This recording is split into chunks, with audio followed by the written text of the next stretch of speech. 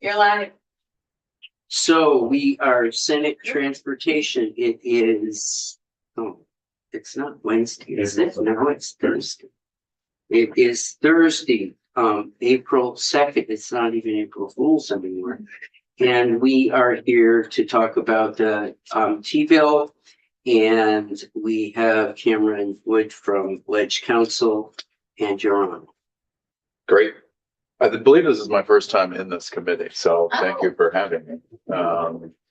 Cameron Wood, Office of Legislative Counsel. Here. You finally got lucky. Yay. I agree. It's my pleasure to be here. So, going to walk through some language about ensuring that individuals who live in what's called a common interest community have the right to install an electric vehicle charging station within that community. So before I get started and jump in, just a quick kind of backdrop. I will use the terms common interest community. Essentially, we're talking about HOAs, homeowners associations.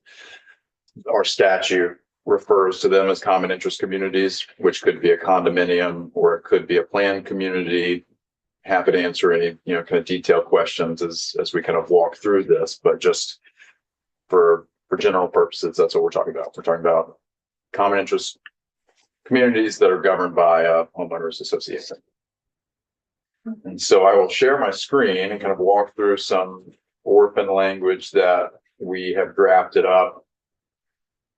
This initially was in a bill that was introduced last biennium, and then it was subsequently in a bill that was introduced by Senator Perchlik, and this language was reviewed by the Economic Development Committee. That's where the bill that was introduced this biennium went. They had discussions about incorporating it into their housing bill this session. There were some other provisions that they were reviewing regarding common interest communities.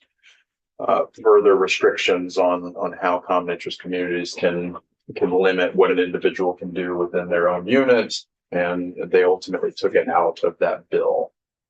But I've kind of extracted the bill as introduced. We've made a few additional tweaks, kind of trying to address some of the concerns that had been raised in that committee when they were initially discussing this provision. And so we've come to what you have here. It's just drafted up as some orphan language. As you can see, I don't have a section number here, depending on whether you want to move forward. Just to be clear, this is, you own a condominium and you're in a community and you own your condominium. Yes, sir. And presently, if you own your condominium in a common community, there are individuals that can't find a way to create plugins.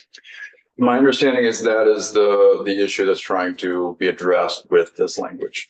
So you have the common interest community, it's governed by the association, and then the association can have their own, rules that govern activities of the community. Could be things like requiring certain architectural looks of the place, prohibiting certain activities that can happen in areas that are, owned in common or, common use. And so my understanding is there are some communities out there that are potentially prohibiting individuals from being able to use an electric vehicle charge to be able to charge their car in their own exclusively designated parking area. And so that's what this language will, when I get there, it would prohibit the association from restricting someone from being able to do that. The example I had was a constituent that had the association was saying that charging a car with maintaining a vehicle, and they have bylaws against maintaining a vehicle. So they don't want people like changing oil in their driveway, I guess, or something like that, putting in a new transmission. So they said, no, that's maintaining the vehicle. And even though they had spent their own money to put a level 1, just an outlet on the outside, they just didn't, they thought it was this. I got the impression that the issue was the aesthetics of a charging cable out onto the car. Yeah. And And I can add to the issue. Or did you want to? go ahead. So I was on economic development when we first started talking about that, and I've lived in a lot of HOAs. And part of another issue is the installation, because many times the parking is in a lot basically, and so you might have your own parking space, but you might not. And so there, just the installation where you have to put stuff under the pavement, that can be a big deal. And then what happens when the person leaves? Do they keep the charger there or not? So So I tried to simplify when I asked Dutch Council to draw this up for the committee, to simplify it to just when you have your your own. own limited common Oh, space, interesting. because it Okay. gets complicated if your Yeah. parking space is far away, but. So I tried to rein it in a little bit. But- Oh, good. That's But good. this is, I own my own condominium. I own my own basically Yeah. own collectively my parking spot, but it's my parking spot. Mhm. And I, at this point, I buy an electric car and then I can't charge it because, And so, and just to jump into the language here, so the first section is about retroactivity. And so, these entities exist, and depending on when the community was created will depend on what applicable law would govern the community itself. So prior to 1999, there was the Condominium Ownership Act. And then in 1999, this body adopted the Uniform Common Interest Ownership Act, which applies to any community that was created after 1999. And then there was some further amendments to that uniform law that said that amendments to the uniform law that would affect communities that were created after January 1 of 2011. So there's a little trickiness in how to apply certain provisions and ensure that they apply globally to all of these communities. So that's what this first section is intended for, is that the amendment here, the new section 3-125 will apply to all common interest communities that contain 12 or more units used for residential purposes created in the state on or before January 1, 2011. And that's because, as I mentioned, there's a separate provision that says the amendments to the title and the title apply to anything created after 2011. So what we're doing here is we're trying to address those entities that exist pre-2011. And then if you ask me why 12, it's for consistency with what the statutory language already says. The statutory language says that amendments apply to communities that have 12 or more units. And so I'm just trying to keep consistency there. I don't know why the legislature chose that threshold back in 2010. And so I'm just making sure you're all aware, for transparency. For my purposes, I'm drafting it to just keep consistency of what's already in existence. So then you get to the real meat here, which is in the section, this next section. Again, it's just section X, depending on whether or not you want to move forward and put it in the T-bill, and then I pass it off to Damien and he figures out where it goes. The camera back on the number. Yeah. If there's only 6 units, doesn't apply. So they could do whatever they wanted if it was under 12. It would just, the provisions in this next section would not apply to them. So they, in theory, it would be governing whatever the HOA's current structure is. They may prohibit it, they may not, they may. And would that be the same of other statutory rules we have about HOH? Right, so the language as it currently exists, it applies to all condominiums that were created after 1999 that have 12 or more units. And then it has a different provision about planned communities, and those are 2 separate things. And then it says that amendments to the title apply to all common interest communities that have 12 or more units that were created after 2011. So if you don't have this section in there, the sub 3, the amendment that you enact would only apply to a common interest community if it was created after 2011 and if it had 12 or more units. And so if you want, you can go smaller than that. I mean, you can say it applies to any common interest community created pre-2011. You can't do that. As I was saying, I drafted it this way for consistency. And why is it 2011 again? That's when the last time that you all substantively amended to apply things retroactively. And so you created the uniform law in 1999. And then the body came in 2010 and made further amendments to it and applied certain provisions retroactively to entities that exist prior to those amendments. And in 2011, that's when you all added a sentence that says amendments to the title, regardless of when they would occur, any amendments in the future apply to entities created after 2011, when that last change went into effect. So It's just so I understand it. So if I have an entity that was created, there were entities before 2000, before 99 and before 2011. yes, sir. This does not affect them? This would apply to them Yeah, based on this language. That's what I Yes. wasn't understanding is the way it came across. I'm okay. Just thank you. Background question. Do we know what neighborhoods this would impact or would, How many of these well, exist? Or and where they are and what, I mean, I think they should be on a map somewhere. Like an A&R map, but I can talk to other people. I don't know if that information exists anywhere in a collective space. Okay, I mean, it would be helpful. Because then they would know that they would be subject to this. Right. Okay.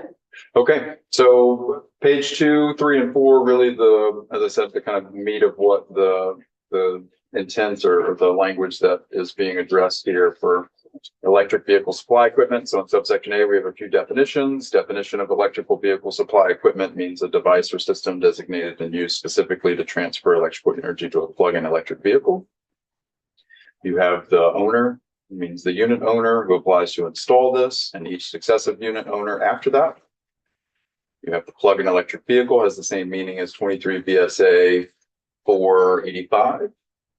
And then reasonable restrictions are restrictions that do not significantly increase the cost of the supply equipment or significantly decrease its efficiency. And I'll come back to that here in just a second. B1 and 2 are the language that's going to apply to the community. So it says any covenant, restriction, or condition contained in a deed, contract, security instrument, other instrument affecting the transfer of title, or any governing document associated with a common interest community, such as the declaration, which is the document that exists to create the community, any bylaw of the association, or any rule of the association that effectively prohibits or unreasonably restricts, those are the key pieces there, any governing document that prohibits or unreasonably restricts the installation or use of an electric vehicle supply equipment.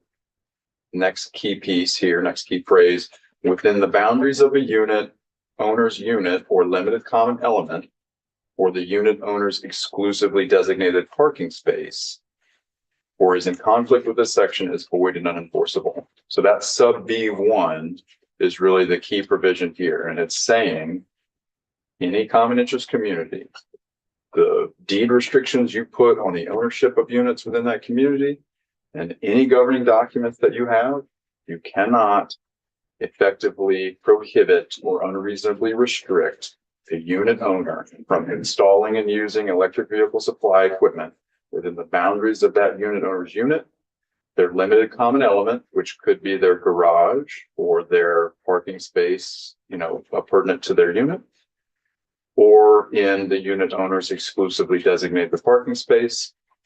Anything that does that would be void and unenforceable.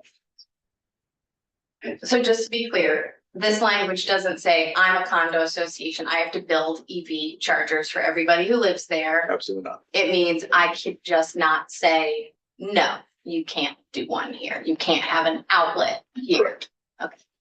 Correct. You can't effectively prohibit or unreasonably restrict the unit owner from installing or using it. And there's some language in here about what the community can do, and there's some language about here are the responsibilities of the unit owner that the unit owner has to pay for. And so let me just run through, but yes, does not mean that the community has to go and install their own electric vehicle supply, you know. But I think at some point chargers. we should require that. This is a basic necessity of eventual transportation is kind of where we're going, so. Yeah, and we've been working on this for a while, and I think it's time. Just a question about, or limited common element. Yes. Can you talk about that? Yes, so that's really one of the challenges of trying to figure out how to craft this and apply it in a way that's going to effectuate what the intent is. The way a common interest community works is you, as the individual owner, you own the unit that you live in. But even within that, you don't own everything in the unit. What does that mean? So let's assume that this room is the unit that you own.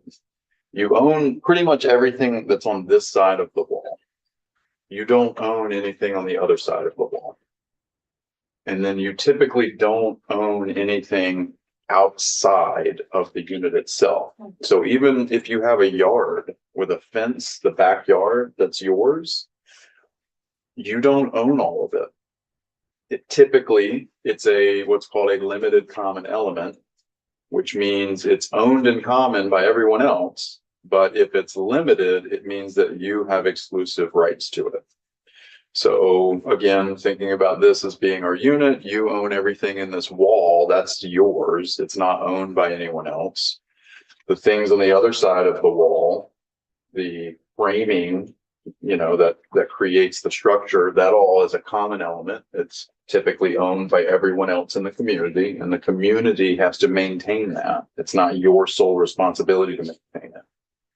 And then, you know, you walk out the door and let's say you have a porch right here on the front, that would be a common element. So it's owned by everyone else. The association has to maintain it, but it's limited in that it's reserved for your exclusive use. So that's really what the limited common element is intended to cover in this piece is it's a piece of property that is owned by everyone, but it's reserved for the unit owner's exclusive use. And typically that's how the garages are set up, is it's a limited common element. So it's still owned by everyone. And that's why you'll see here later we get to a few sections that you may ask, well, why are these in here? It's because even if you're installing something like an electric vehicle charger, you may be installing it in a limited common element. And so the other unit owners within the community have certain rights that they can exercise over that. That you have to account for with these communities. So it's not a simple thing as, you know, you have a driveway and a garage and you may own the unit and you may have exclusive use of that driveway or that garage, but you don't technically own it. You own the limited common element aspect of it, which gives you exclusive rights to it. But the community itself technically owns it. So, and so just jumping back here, so you have the B1, like I said, that's the prohibition on the association. The B2 here on page 3 is saying that the association can enact reasonable restrictions. However, the reasonable restrictions cannot, keeping in mind the B1, they can't basically prohibit you from using the electric vehicle charger. So then you get to C and it says the association may, it's not a shall, so this would be up to the association. The association may require the unit owner to comply with federal, state, local health and safety laws, including applicable building code safety standards, comply with reasonable architectural standards adopted by the association that govern the dimensions, placement, or external appearance of the charger, provided that such standards cannot prohibit the installation or substantially increase the cost thereof. This is important because it's really going to depend on where the charger is being installed. So again, this goes back to what I was talking about, limited common elements versus common elements. Are you installing it in your home or are you installing it in your garage, which is a limited common element, you probably have a lot more flexibility about what it looks like or where you can install it, etc. But if you're installing it outside, external to your garage, on the outside wall, then you're installing it on a common element, which you don't own, even though it's your garage. Outside of it, you don't own that property in most instances. And so there could be architectural standards that the community wants to enforce to make sure that there's, uniform look of all the buildings. And so you're having this in here to say that if it is being installed, the association can enforce their architectural standards, except that those standards can't basically say you can't install it, right? The standards are you can't install it, right? That would be unenforceable. Moving to 3 and 4, the association can require that the individual who is the unit owner, if they're going to have something installed, it has to be installed by a licensed electrician. And then 4, if the EV, going back to the situation I was just describing, if the EV is being installed in a common element or a limited common element, the owner needs to reimburse the association for any actual costs of any increased insurance premium attributed to the charger within 14 days after receiving the invoice. So again, things that are owned in common, and even the things that are owned in a limited common element, the association has the legal responsibility to maintain those things, and the association has the legal responsibility to maintain insurance on those things. And so if you're installing something that is going to be installed on or through a limited common element or a common element, technically that needs to be covered by the association's insurance. And so if there is an increase in that insurance premium because of that, this would require that it would allow the association to pass that cost on to the unit owner. Lastly, page 4, two final subsections here. There's subsection D, which is saying that if the association is going to require an application process, then the application process has to be done in the same manner as an application for an architectural modification. The association shall not intentionally avoid or delay review of the application. The approval or denial must be in writing, and if it is not denied within 60 days, then it is presumed approved, unless the delay is because of a reasonable request for additional information. So if you're asking that person, hey, you need to give us the plans of how this is going to meet the architectural standards that we've identified, or you need to give us information about who the contractor is, who's going to install this before we can approve it, and then the delay is more on the unit owner, then, that can go beyond 60 days. But if it's not denied within 60 days, it is presumed to be approved. And then sub E here says that the unit owner is responsible for cost to damage to the charger itself, the equipment, common elements, limited common elements resulting from the installation, maintenance, repair, or removal. The unit owner is responsible for the cost of the installation, maintenance, repair, and replacement, for the cost of the electricity associated with it, and for the cost of disclosing to prospective buyers of the unit that the charger exists. And that is the language.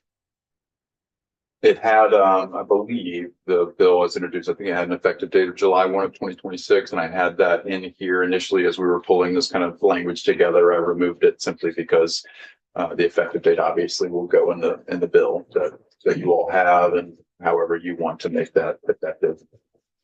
I don't know that there's any reason you can't make it effective upon passage, other than to maybe give people a little bit of time to understand for these communities that the section's being added. But from a legal perspective, I don't know that there's really any significance as to when you make it effective. The only comment that I have now is that I didn't, when you explained the 12 units, I didn't understand that. So I don't see why we would do it for ones that are 2 units. So that would be a change. Thank you. I have a couple right around the corner there, 6 and 8. And I'm thinking, Well, yeah, why would you treat them differently? Yeah, no, what would it take to do that? Is it a just big- change that. But I just changed this language, yes. Okay. I would just say about just thinking off the block without having any testimony or anything. I would push the time out to start this a little, particularly if I need a meter put on to meter my electricity that's going to this, that's an association meter. Say I've got an open parking garage area or out in the yard, I've got a designated spot. And I have to plug into something that is owned by the association. I need to get a meter put on, and not every electrician comes the day they called. Is July good enough? I would Because ju- that's just like for the rules, like, yeah, it might take them a lot, much longer to actually install. yeah, I would just give people, I wouldn't do it upon passage.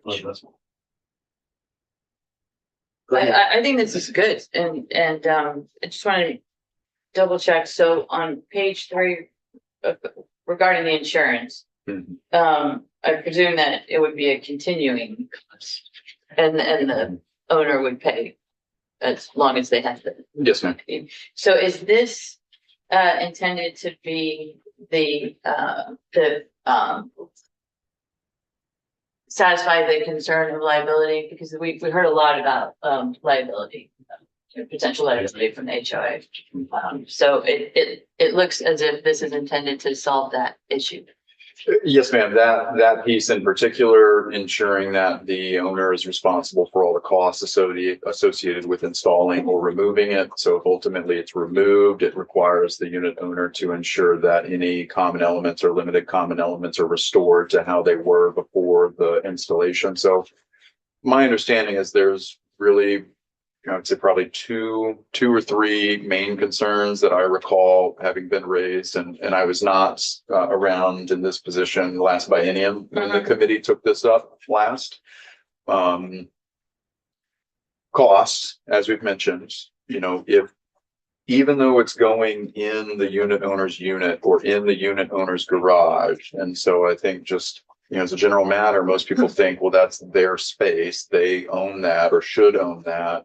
If you are potentially installing it into spaces that are technically not the unit owner's space owned by the unit owner. And again, going back to the garage example, you may have the exclusive right to the garage, but that doesn't mean you own the garage. And so, or that doesn't mean you own, certain aspects of where the piece is being installed in. So I think ensuring that the unit owner is responsible for any potential damage, one piece. Second concern that has been raised is concerns about using space that's owned in common for the exclusive use of one owner. If you're going to trench up the yard to run electrical to your parking space, technically all of the ground that you're trenching up to lay the electrical, that's all space that's owned by everyone else. And although you're requiring the person to pay for it, you are then taking that space for the exclusive use of someone else. It doesn't prohibit other people from doing the same thing. So I don't know that there's a legal issue here. It's more of just, I think, a practical, conceptual concern about how these entities exist. And then thirdly, as was kind of mentioned a second ago, Mr. Chair, you were kind of commenting to it, some of these communities aren't individually metered. And so there could be concerns if you're saying that you unit owner need to pay for the electricity. Are there any upgrades that have to be made or additional installations that have to be done to ensure that the charger itself is being individually metered? My understanding is I don't think that's a significant barrier or a significant challenge. Or it might be, that's just too bad. And that's for them to figure out. And it just might take time to figure out. Right. And so, Yeah. but you've addressed that concern in the language because you're requiring the unit owner to pay for it. You pay for that electricity usage. So the other just, I don't want to say it was a concern. It was just more of a comment that was raised in the Senate Economic Development Committee when they were discussing this. They had an attorney in who was very knowledgeable about common interest communities and helped represent a lot of common interest communities. And she was bringing up that in an ideal world, you all as a body could try to address many more types of new technology that's coming on, whether it be electric vehicle charging, whether it be installation of heat pumps, whether it be any, newer technologies that now exist that didn't exist, when the Uniform Act was passed. And again, a lot of these situations are you may be installing something in your unit, but anytime you're going behind the wall, you're then impacting common elements and limited common elements. And so trying to craft something that would be a little more global in trying to address all of those types of situations. Again, that's more of a philosophical request as opposed to a legal issue with the language that existed in the committee. So just getting back to the liability. I think this is good. I think it's good to have the person paying for the increased insurance premium. Was that seen as satisfactory by the HOAs? I have not shared this language with Okay. anyone external. That's where I think we'll get pushback on it. But I think this is really good, and I think it's a great first step because things like the solar panels, especially the plug-in solar panels, those might need language like this also. I think we do a bill earlier in the year. That came out of natural resources to affect that, Okay, the plug-in solar. but I don't know if it's as specific to the HOAs. And Right. But anyway, but I think this is good. And I will say, in response to that as well, there are a handful of other states, at least so far that I've found, that have, similar types of language to this, very similar. Yeah. And most of them, if not all, have some sort of provision of subsection 4, to cover that concern. Whether it alleviates some of the concerns of HOAs here in Vermont. Like I said, I haven't shared the information or the language Right. with anyone external, but it's not, it would be consistent with what other states have done to require that unit owner to cover that cost. Do you look at subsection 544.27, which is the energy devices based on renewable resources? Oh, of 27. I am familiar with the section. Yes, sir. Because I think when I put in the bill request originally, I assumed it would be like this language, but this is 29. 2009 is when it got involved. And it doesn't have any of that other language. Like, it's just, you can't do this. And there is, as I've explored this area, this session, I was speaking with Damien about, we had a quick conversation of whether it would make sense to have something more like 544 that's more just kind of globally drafted. Right. I think you could run into an argument, somebody could make an argument that because you have a specific title that addresses common interest communities, if you don't have it in Title 27A or some reference to Title 27A, then I think you could have an argument that it wouldn't be applicable to them. And so I think addressing it in Title 27A is probably a better approach to ensure the outcome that you want. Yeah, I wonder if anybody's ever had, because yeah, it doesn't say bylaws. Yes, it's not 20, it's in 27, Right. not 27. It's like Right. deed restrictions, covenants, or similar binding agreements running with the land. Right. So maybe that, even though they make a reference to patio railings and condominiums, maybe when it was written in 2009. Right. Just to beat this horse, it's not dead yet. Could we're there, gonna, we're gonna need to get. I just wanna, At least a couple Okay. people in to testify. The lawyer that you, if Megan could get that. Is there somebody that specifically, is there an association or somebody that represents the Association of homeowners association? yeah, Yeah, is They there like- somebody? I would start with her and ask. I know she is. We don't both- have a lot of time, so anybody that can help us with, and who, anybody potentially that might be opposed to this, we should listen. yeah, so just a suggestion is just to consider language that would allow the HOA to require that the person indemnify them. There's some sort of indemnity clause. I think that would cover more than Mhm. paying for the insurance. I'll double check. I think there may be some similar language to that in some of the other states. I don't remember that being like a uniform thing, but I'll go back and. And not that it's see. required at all, but Right. just, Right. and if it's not necessary to be in a bill, and they have that authority already, we don't need to put it in. Okay. Thanks. And we should think about if we're gonna drop from a dozen down. There are some breakup points in the law when a building becomes a public building. We need to investigate that. But some options might be. Okay. I have a few pieces there that I'll just, kind of pull together in the meantime, and I will share some contact Yeah, with the Megan and some contact information with individuals. Megan would be, because we have to move on this quickly. Yes, sir. Okay. Have a wonderful morning. And in the meantime, if any questions come up, feel free to reach out. Sorry. Thanks. That's good.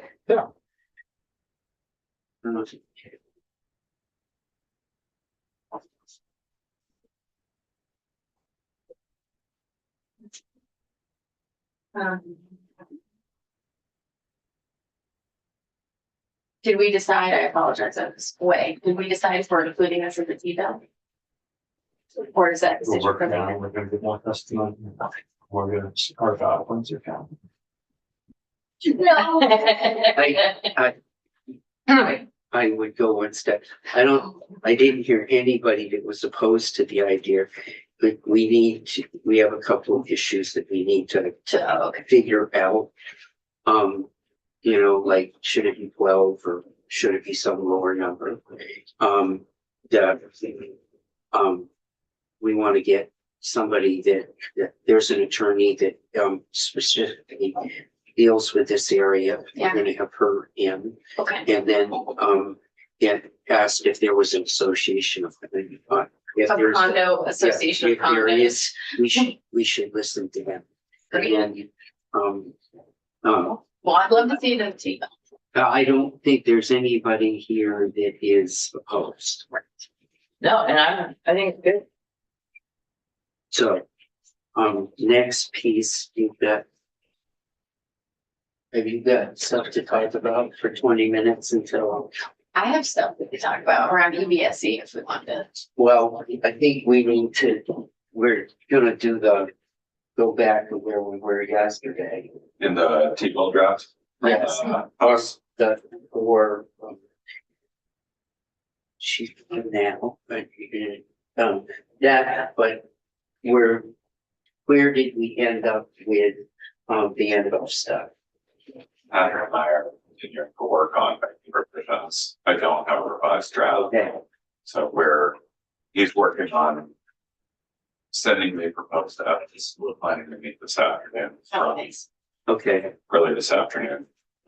I should have a new draft tomorrow with some changes. okay. I'd like to get as much of this by the end of tomorrow as we Yeah. could worked out. If I'd like to there's- have a clear path with that. If there's markups from the committee that folks have thought about, Yes. that you'd like me to take down, I can do that now. or you can send it to me. Yeah, why don't you, get up there, we break some of that down, cause I'd like This to is get for as draft. far as we can. And as close as we can, to getting our ideas down. Yeah. So for the record, I'm Damian Leonard from the Office of Legislative Counsel. I'm gonna pull up the draft here. I did find something interesting last night. Little interesting, historical fact. So Vermont adopted its gas tax in 1923, which happened to be the year that the Model T peaked in production. Wow. At 2 million units, when Fords made up half of all cars on American roads. So just a little Is that a coincidence? historical tidbit. It was part of a movement across the country. So the gas taxes were first adopted in Oregon in 1919, and within the next 10 or so years, the other 48 states and District of Columbia all adopted theirs. So Vermont was just part of that movement. And then it wasn't until the 30s that the federal gas tax was adopted, but this was, So it's just over 100 years of gas tax. yeah, just over 100 years, yeah, 113 years of gas What I tax. would figure is that half of all the Or cars 103. Model E's out there, a single gas tax for all the vehicles that were the same. If the idea of a usage tax was, Yeah, Oh, yeah. right. So it you know, It was easier. it was much easier Yeah. because you don't have we have all the brands and models and all the different mileages, hybrids, plug-ins. When Yeah. half of your cars were one kind of car. Yeah, it'd be, so there's, I went down a bit of a rabbit hole last Yeah. night, when I was working on this. But it looks like at the time, depended on the state you were in, the concentration of Model Ts. Vermont was not among the highest. They were in more of the quarter to half of the cars on the road were Model Ts. You mean Michigan didn't have a lot of Model Ts? Manhattan actually had the lowest adoption, or one of the lowest adoptions of Model Ts, surprisingly. But they were popular in rural areas because they had ground clearance, they were easy to modify, a farmer could maintain them, that sort of thing. So you didn't need, they weren't like the other cars that were more bespoke. And so you needed a skilled mechanic, and they were heavy and low and long and so forth. So that was one of their selling points. They were good in the mud. They were much better in the mud or on rutted roads. And the engine was similar to the engines in farm machinery. So it made sense in a rural area. Folks knew what to do to get parts. I would add right to repair to this bill in a heartbeat, so. If you didn't have Right to repair. And there's the segue. Yeah. That makes sense. Just like better Model T. Probably give it But anyway, there's a fair bit of academic research that looks back at concentrations of those cars and the history of the gas tax, and fuel economy changes and so forth. But that aside, So I had a couple additions to the finding and intent section that I'm happy to add. thrown out there. Okay, Yeah. so in the first finding in one, I had flagged that I was confused by the roughly equivalent of each vehicle's usage.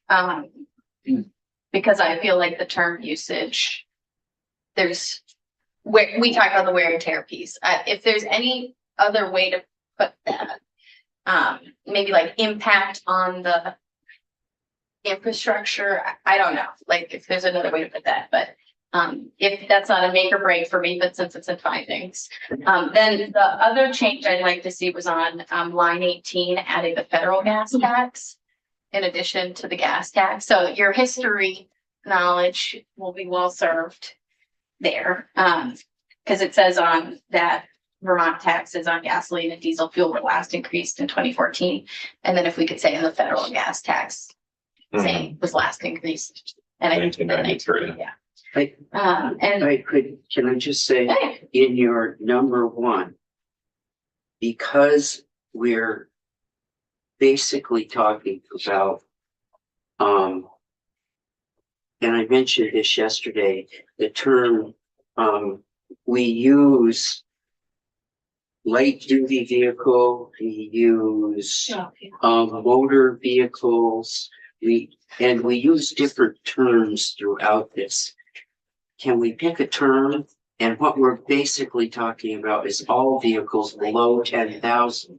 So I think because we're talking about one class, we've limited the issue of damage already to some degree.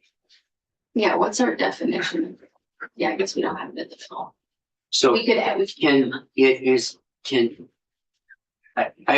I like the term light duty vehicle but I think we should use the same term all the way through.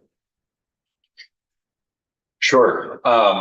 Light duty vehicle would be, I don't see a problem with using that, And it's, type of motor vehicle. that's a vehicle under 10,000 pounds. Yes. So we aren't into the big trucks that would cause damage in a whole lot of different ways. do you have a definition? I know. Does chapter, so you created a new chapter here. Yeah. So do we have a definition in title 23 of light duty vehicle? Maybe it's like we could just put it in the definition section and reference that because.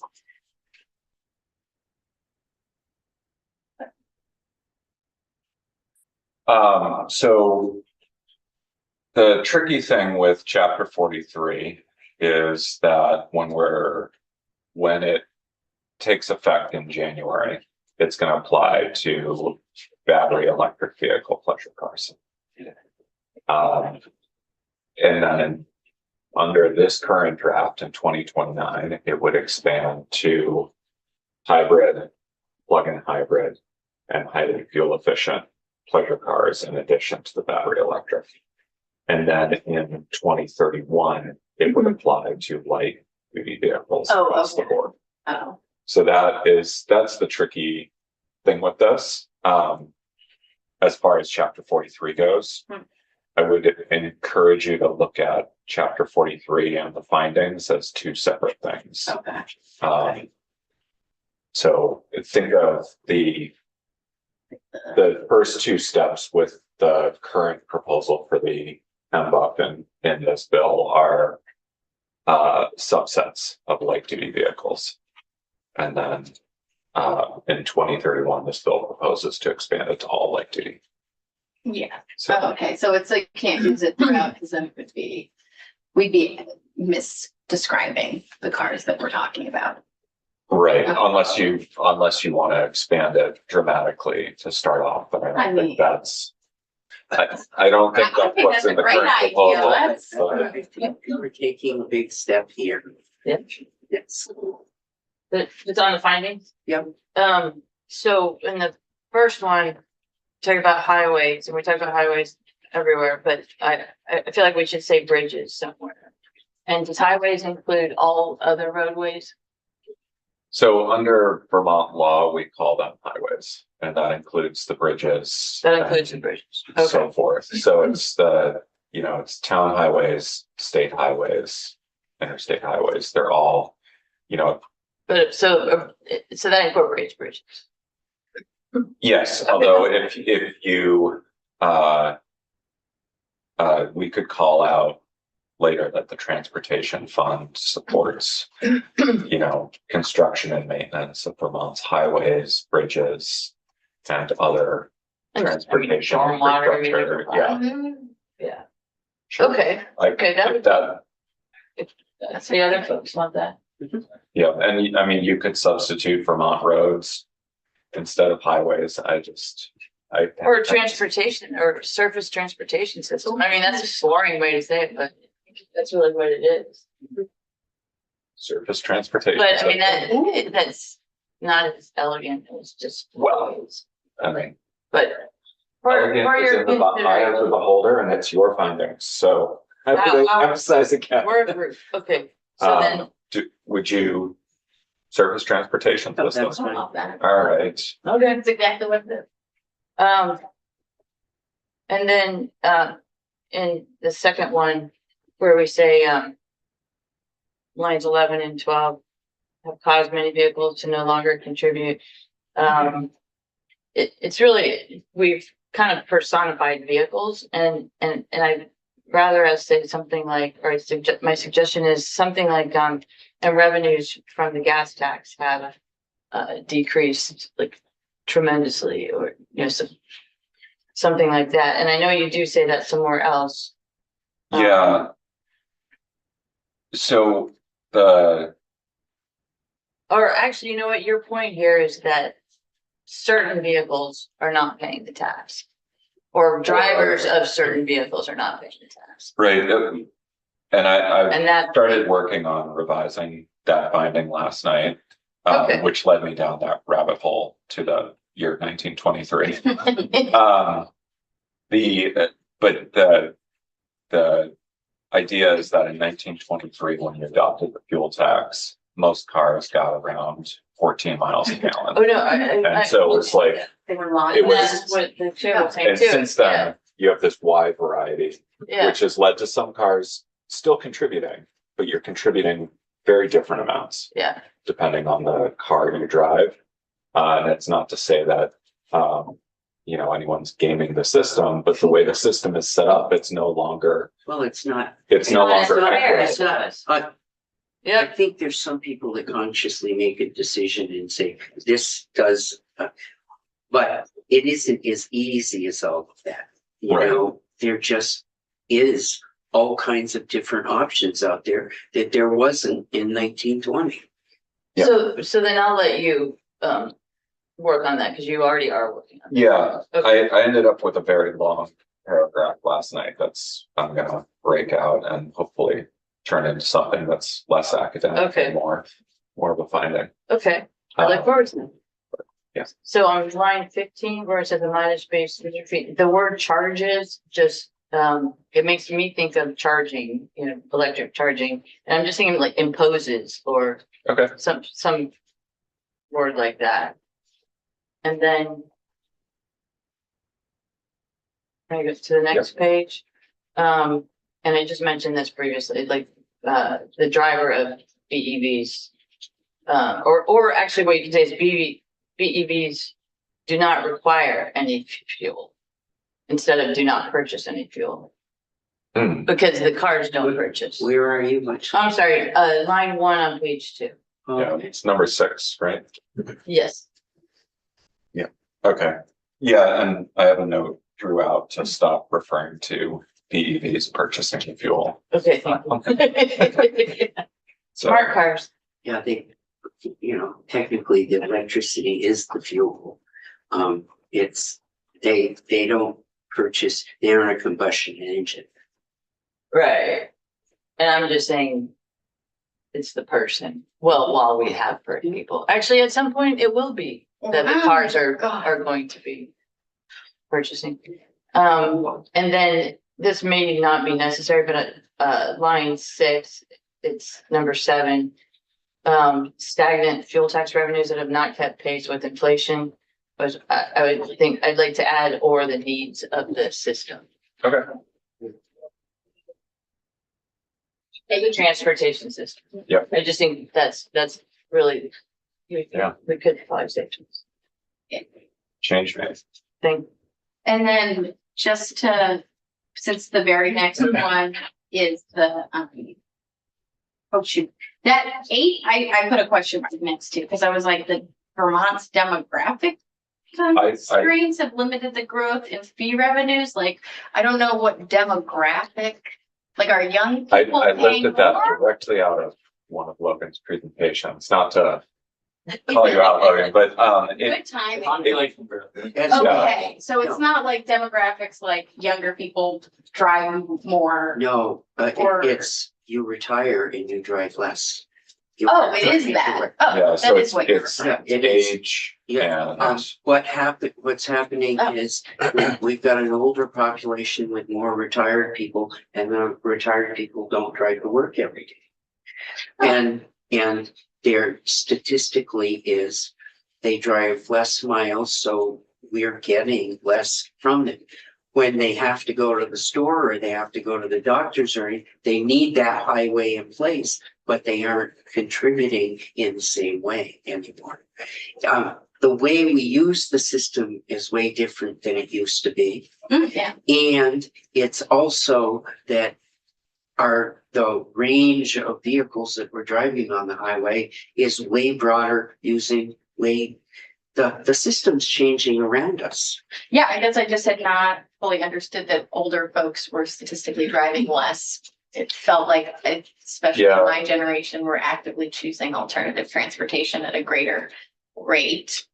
So I'd love to see the chart. So, okay, my Yeah. question mark is Yeah, resolved. can I add to that a little bit, just because older people and younger people both like walkable communities. So in my town, for example, there's a lot more people who walk to work than there were, or more people walk to work than did 50 or 30 years ago. So even though the population is older, there's actually more walking too, right. for what it's worth. There's other pieces to this too. Yeah. Vermont's population is, as we all know, not growing Right. at so an it's appreciable more- rate. So It's not. you're not seeing an increase in, a population increase that's driving an increase in vehicle registration, et cetera, et cetera, et Okay, so cetera. it's less about the age distribution You're- and more about just sheer numbers of people. Right, you're Who are also, not who we kind of built the system for. So maybe we could just be a but little more clear it about may that. also,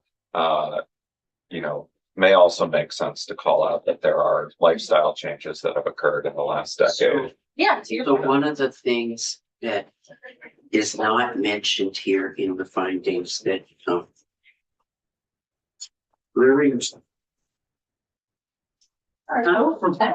I'm getting a Toyota with a great value. What's the gas mileage?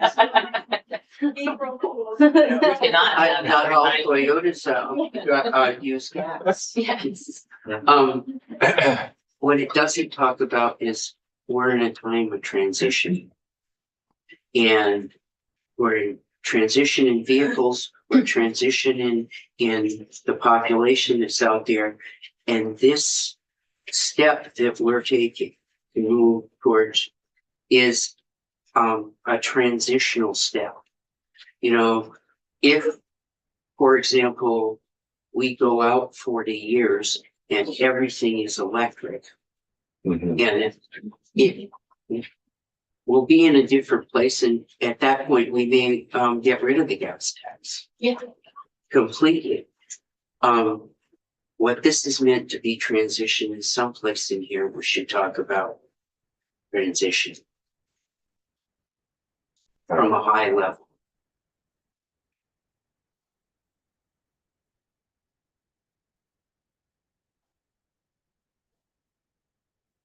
You're still on the finding? Yeah, Yeah, they were. I'm sorry. Yeah. Do Do you you, have a comment, and then we'll move to the treasurer's? I have a question on definitions, Oh. which is even more exciting. Which is like the definition for battery electric vehicle. Mhm. It's a specific. Well, I guess battery electric vehicle is not the right example. But there's several examples, like the mileage-based user fee is only for. I thought some of these definitions we use in other parts of the title, why they're just specific to this. so, Chapter, it's like a universal in definition. the rest of the title, we do define plug-in electric vehicle, which includes plug-in hybrid electric vehicles and battery electric vehicles, but it doesn't specify that they have to be pleasure cars. And we are limiting this to BEV pleasure cars, not trucks at this time. We could define mileage-based user fee without saying this, or because it's like the fee charged for the annual vehicle miles traveled by BEV pursuant to Like in the Yeah, future, if we just- want to have other vehicles, why would you have to have a new definition? Oh. Yeah, if you look later, I just update that to. Highly fuel efficient vehicle and then light duty vehicle, with each change. But that could be just say annual vehicle miles traveled pursuant to section 4303. I mean, that's easy too. Just keep the same definition. No matter what. Yeah, the references to BEVs have to change anyway when we update the statute.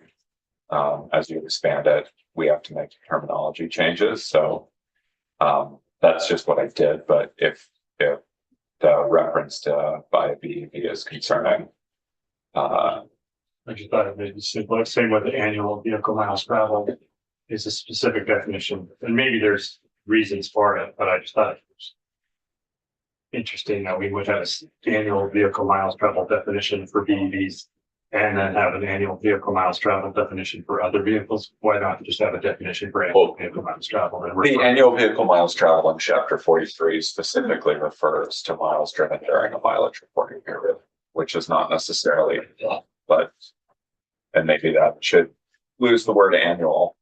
Well, So, we don't need to spell out that. It was just, Yeah. okay, I won't be offended if you're more. We had a whole definitions thing too. It's like, there's like the.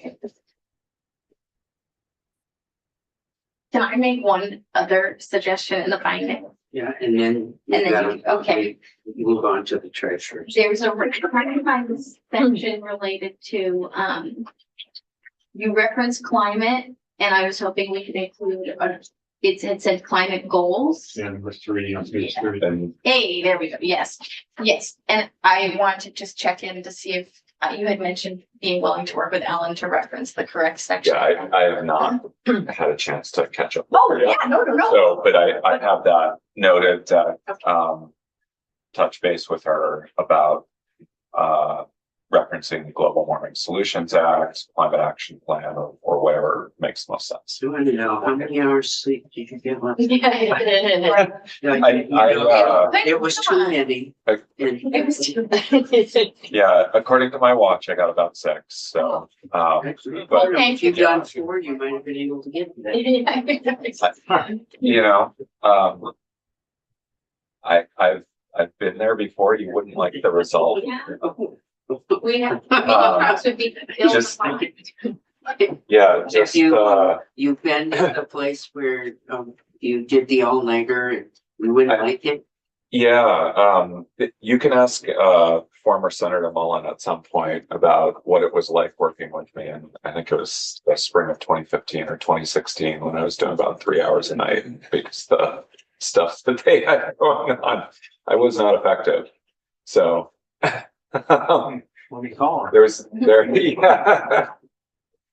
yeah. So, Yeah, did you, Yeah, that's perfect. okay, Yeah. you're all Thank you. set? Can you move out of the? I would be happy to.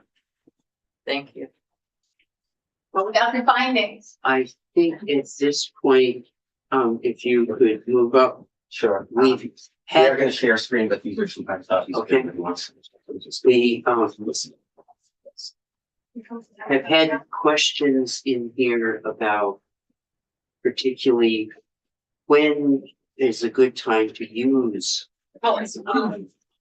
bonding in the world, in the transportation world, specifically construction.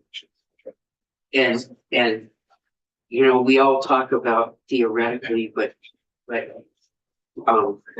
we're looking to find out when is a good time, when would one consider bonding at a most optimal time? Okay. Scott Baker, I'm with the Treasurer's Office, Director of Debt Management, and Peter Crumley, the Director of Legislative Affairs, is also here. So just gonna do a quick review of transportation and infrastructure bonds, and then have some scenarios of, you know, what it would look like if we did this, so. Oh, great. So the first page So the treasurer's office is responsible for issuing the state's debt, and there are generally two types of bonds that we do. The first one, general obligation bonds. And those are the things, anything in the capital bill, we bond for, and that's what goes into it. Any state projects, office buildings. We also make grants to some municipalities, funding wastewater, those types of things. Those are general obligations, full faith and credit of the state. It backs those. By statute, we're required to issue 20-year maturities. And those bonds are rated by the three rating agencies, AA plus by S&P and Fitch, and AA1 by Moody's. That is one notch below AAA, which is the highest rating that you can get. The second type of bonds are transportation infrastructure bonds, or TIBs. That's what we're talking about today. So those are not full faith, backed by the full faith and credit of the state. They're special obligation bonds. And back when we did these, we'll talk about in a minute, there was a special motor fuel assessment of 3 cents per gallon on diesel fuel and 2% of the price on each gallon of gas that we've been collecting since we instituted this. The statute for the TIBs does allow for up to 30-year bonds on these. And again, they're generally rated about a notch below the GO bonds. AA2 by Moody's, AA by S&P, and AA plus by Fitch. So that had the same rating. And are they not considered revenue bonds because the revenue is just tax? So you can't count that. They are revenue bonds. They are. Yeah, yes. Yeah, they're just that special obligation that tax revenue is pledged to pay those, the debt service on that. As we mentioned, these are included in net tax supported debt. So just to show you what is included by the rating agencies in net tax supported debt. So we have the general obligation bonds. Again, those are back anything in the capital bill. There's about 550 million outstanding of those. The property transfer tax bonds that back in 2018, we had VHFA issue. Some people call them the housing bonds. They gave the money to VHCB. They did some housing. The first 2.5 million of property transfer tax receipts each year goes to VHFA to pay the debt service on those. And that's why the rating agencies are including these in that tax supported debt. They also include any leases or software, SBITAs, basically software type. They treat them as leases, essentially. So there's about 663 million of total net tax supported debt for the state. We also have some moral ob on some of the agencies that issue some of their debt, where we don't have general pledge behind it, but there's a moral obligation that basically if they default, if you pretty much step in and cover that. Those are all things that CDAC, the Capital Debt Affordability Advisory Committee, looks at when they're coming up with a recommendation of how much debt to issue. So just a history of TIBs. The state did issue 3 series of TIBs, totaling about $36 million in 2010, 12, and 13. And although they're allowed 30-year maturities, we issued them with final 20-year maturity. At the time, there was discussion about more people moving to electric vehicles and worried about the revenue stream.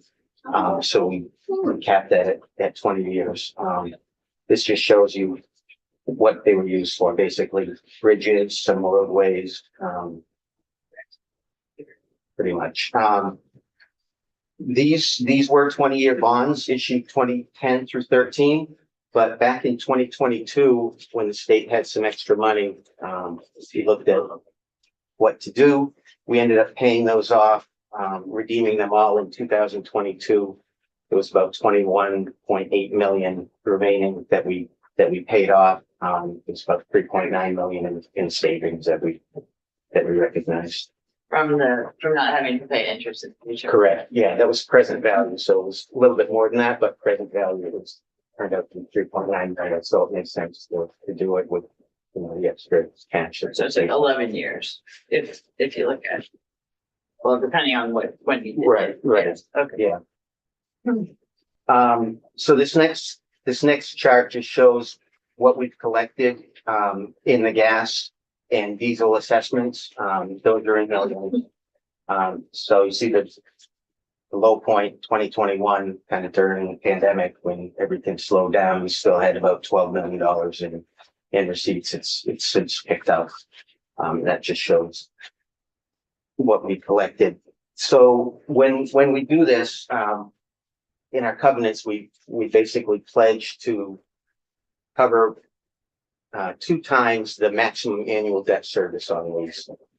So if you're looking at, basically take the revenue, divide it, the max debt service on this was about just a little over $2.5 million.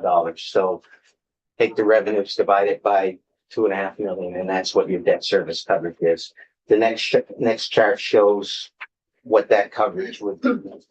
Again, we paid it off in 2022, but just kind of illustrating what it would be in the meantime. So the low point was about 4.8 times. In the covenant, we need at least 2 times coverage. Kind of our state guideline is to shoot for at least 3.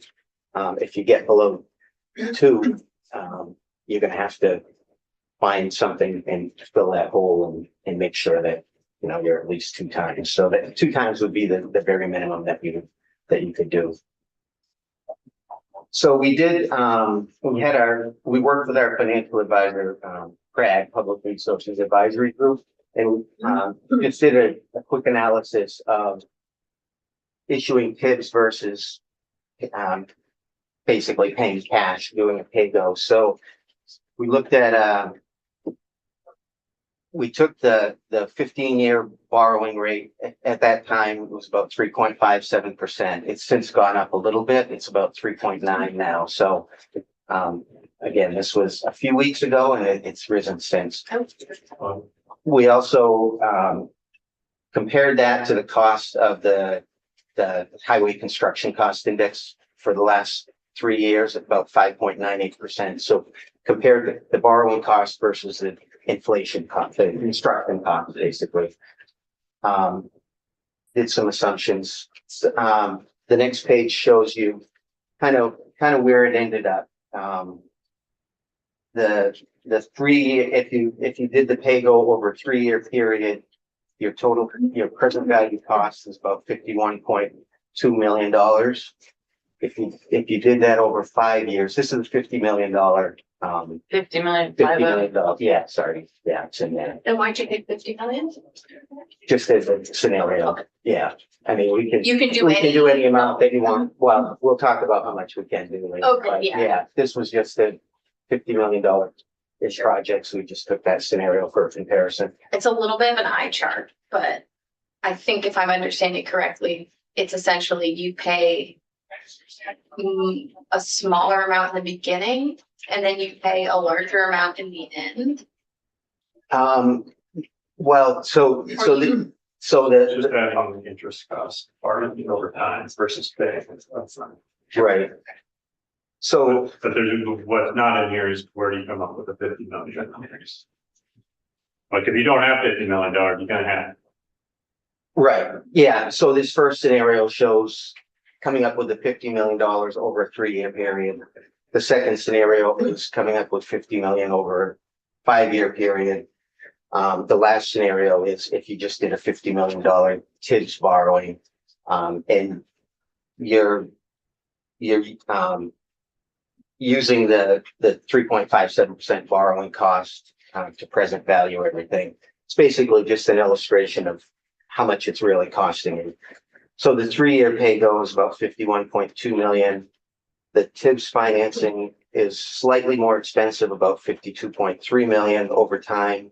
And the 5-year is slightly more, 52. Over 20 years, it's $1.1 million, 2.2 of additional cost. It's Right, pretty yeah. good bargain. Are you telling the 1.8? Is that what you're saying? Because the 1/8 is the difference between the 3-year pay-go and the TIBS financing. Like if you, did you? Right, well, that, the 1.8 down there at the bottom. Where's 1.8 down?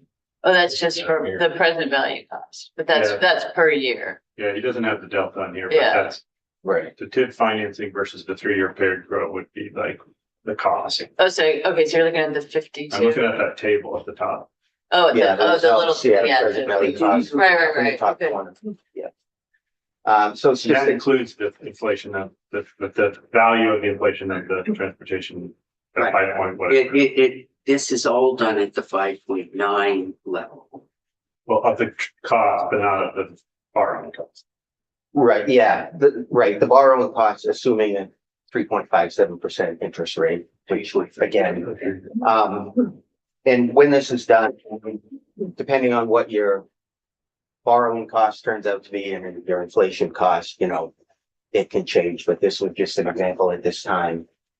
Kind of shows you, there's not a tremendous difference. Yeah, I would have thought it would have been more. Yeah. But is that because you're doing the transportation project inflation cost, the value of not incurring that higher cost in later years? Right. Right, so that helps bring down the delta. Right. Is that annual inflation for transportation projects? Is that consistent with what we've been hearing from others?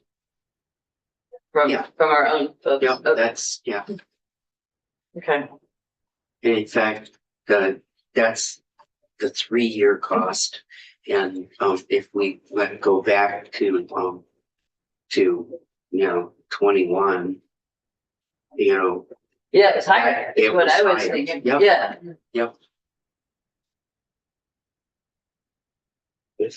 Move on.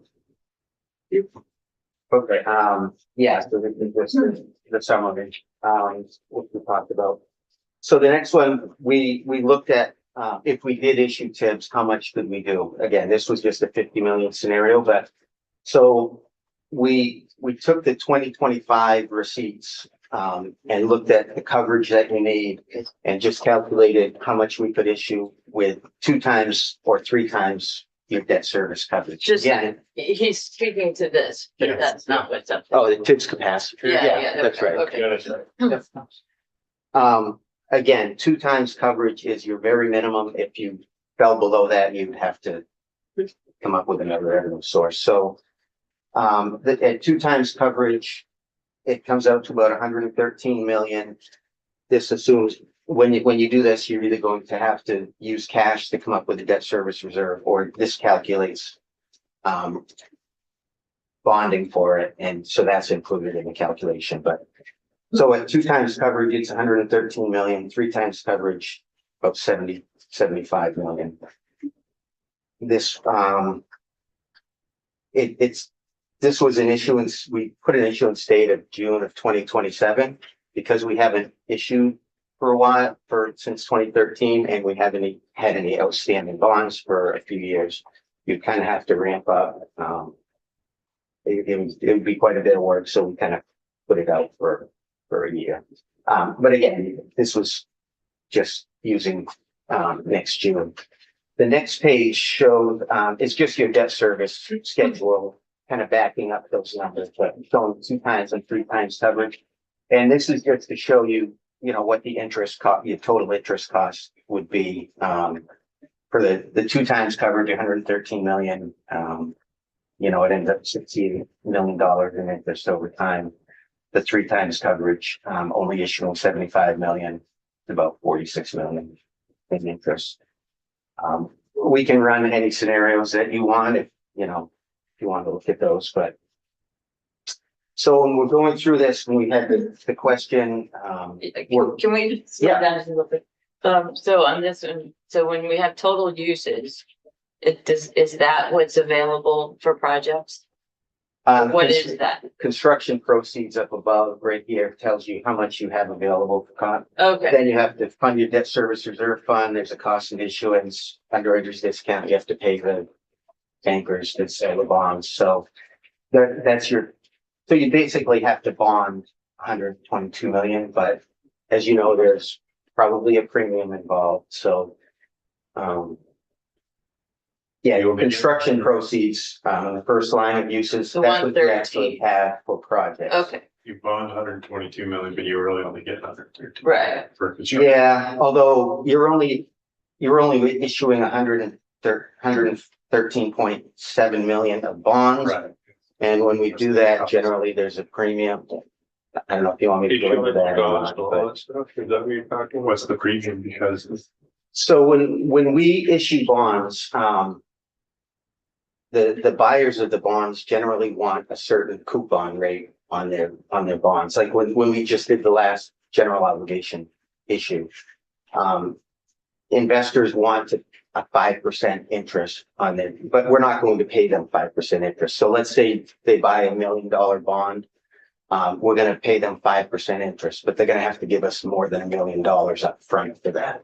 So our yield might be, 2%. So whatever that difference is, they may pay us $1.2 million up front. So we have 1.2 million of proceeds. So we're actually going to issue a little bit less than $1 million. We're going to issue 200,000 less than. So basically 800,000 worth of bonds is going to get us, you don't really know until you make the issuance. It's people. Right, yeah, we can make some It's estimates, but it's a market offer. yeah, until the day we price, we're not exactly sure, but, that's why, so right now, yeah, we pretty much every time we do that with interest rates, the way they've been, there's always a premium. So we generally issue fewer bonds than we need for project proceeds. And that's what that, premium is. We can use it for project proceeds. We're just issuing fewer bonds and paying a higher interest rate. So it's neutral to us in the long run. How much we pay, but Can you explain the coverage? The coverage is the different, what you're saying, like how much that yeah, revenue is versus the debt service? the maximum debt service. Yeah. So when we do a calculation and we do our annual disclosure, we look at what the highest fiscal year debt service is. I mean, it'll fluctuate a very small amount. We try to do level debt service, so it'll be very close every year, but whatever the highest year is, like it was about 2.5 million when we did the other ones. Right. So you take your annual revenues for these diesel and gas assessments, divide that by your total, your max debt service, and that's what your coverage is. So if you had 5 million of receipts and your max debt service is 2.5 million, you have 2 times coverage, right? And you don't want to. You always want to have extra capacity. Right, yeah, the higher coverage, the better. If you did issue at 2 times, you're probably you're worried about your rating, right? What the rating agencies give you to begin with, because it's very thin margin. What So if you had a 1%, like 0 coverage, or just like a 1x coverage, then your bond rating would be rated much lower. Yeah, we'd be in the. Yeah. But they might not even do it. That's not where we are. Ideally, I think what he said is 3. 3 is kind of our guideline. We don't want to be below when we go out and issue. Again, 2 times is what we kind of tell, promise in our Right. bond documents and everything. We've been, well, you probably wouldn't want to issue right at 2 times, but it shows what you theoretically could do. So, so just some of the considerations, again, working with our financial advisor and thinking about this, these are some of the things we think about. The first one, the current borrowing cost is about 3.9%, a little bit higher than what we ran in the scenario. The last few weeks, municipal rates have gone up like everything else as you watch in the news. And again, So when you say municipal rates, that includes us. we're correct. Okay. Yeah, we're the municipal market, basically state and local So municipalities. we're all part of that. So they don't have a separate market where they're putting their bonds to. Like towns. Like if the town of Hartford, it's the same. So it's all the same rate. Yeah, I mean, it But depends depending on on the the rating institution. and yeah, it's But it's a little bit. the percentage is the same. It, Closer. no, there are a lot of factors that go into it, like, Yeah, basically, your bond rating is going to make a Yeah. difference. The investors are going to look at credit states. Well, any municipality Well, has I- taxing power, okay. states a lot. I guess the reason I ask is because one of the considerations that we have is that we are having to tell towns that they have not enough money to cover the costs of some of their basic infrastructure needs. And I have heard many towns now dabbling in the conversation of bonding, many for the first time. Because they don't have the ability to raise their property taxes and we're not addressing their needs as a state. So I'm wondering, is it a better deal typically for the state to get a bond than a municipality? Like an individual municipality, if they wanted to bond for one project, $1 million project, they might get a worse rate, is what I think I understand, than if the state bonded for, I don't know, 50 million, and then we gave each town $1 million. I think, does that Yeah. that make sense? Yeah, definitely. So the state is going to be higher rated, so you're going to have smaller interest rates. There's also size matters too. Investors Like number. don't want to, I mean, $1 million bond is, that's nothing. There are certain fixed costs of bonding too, so that's going to bring up your total borrowing costs. Most municipalities, in Vermont go through the bond bank, and the bond bank will aggregate Oh, all the Yeah. requests, issue one Okay. bond and loan it out. There are Oh, only, okay. there are only two municipalities in Vermont that have their own credit rating. Burlington and I think so. Yeah, so they're the only ones that have their own credit rating. That's why most of them go through the bond bank. And again, size, they'll aggregate it, so there's a larger size. And the bond bank, most of the debt that they issue is backed by the moral obligation of the state, so it's generally about a notch below. So if we're AA plus, they may be AA.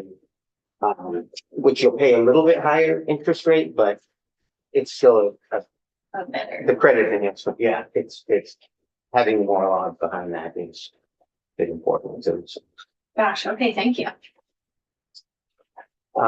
sure. So, number two, when we originally came out with the TIBS issue,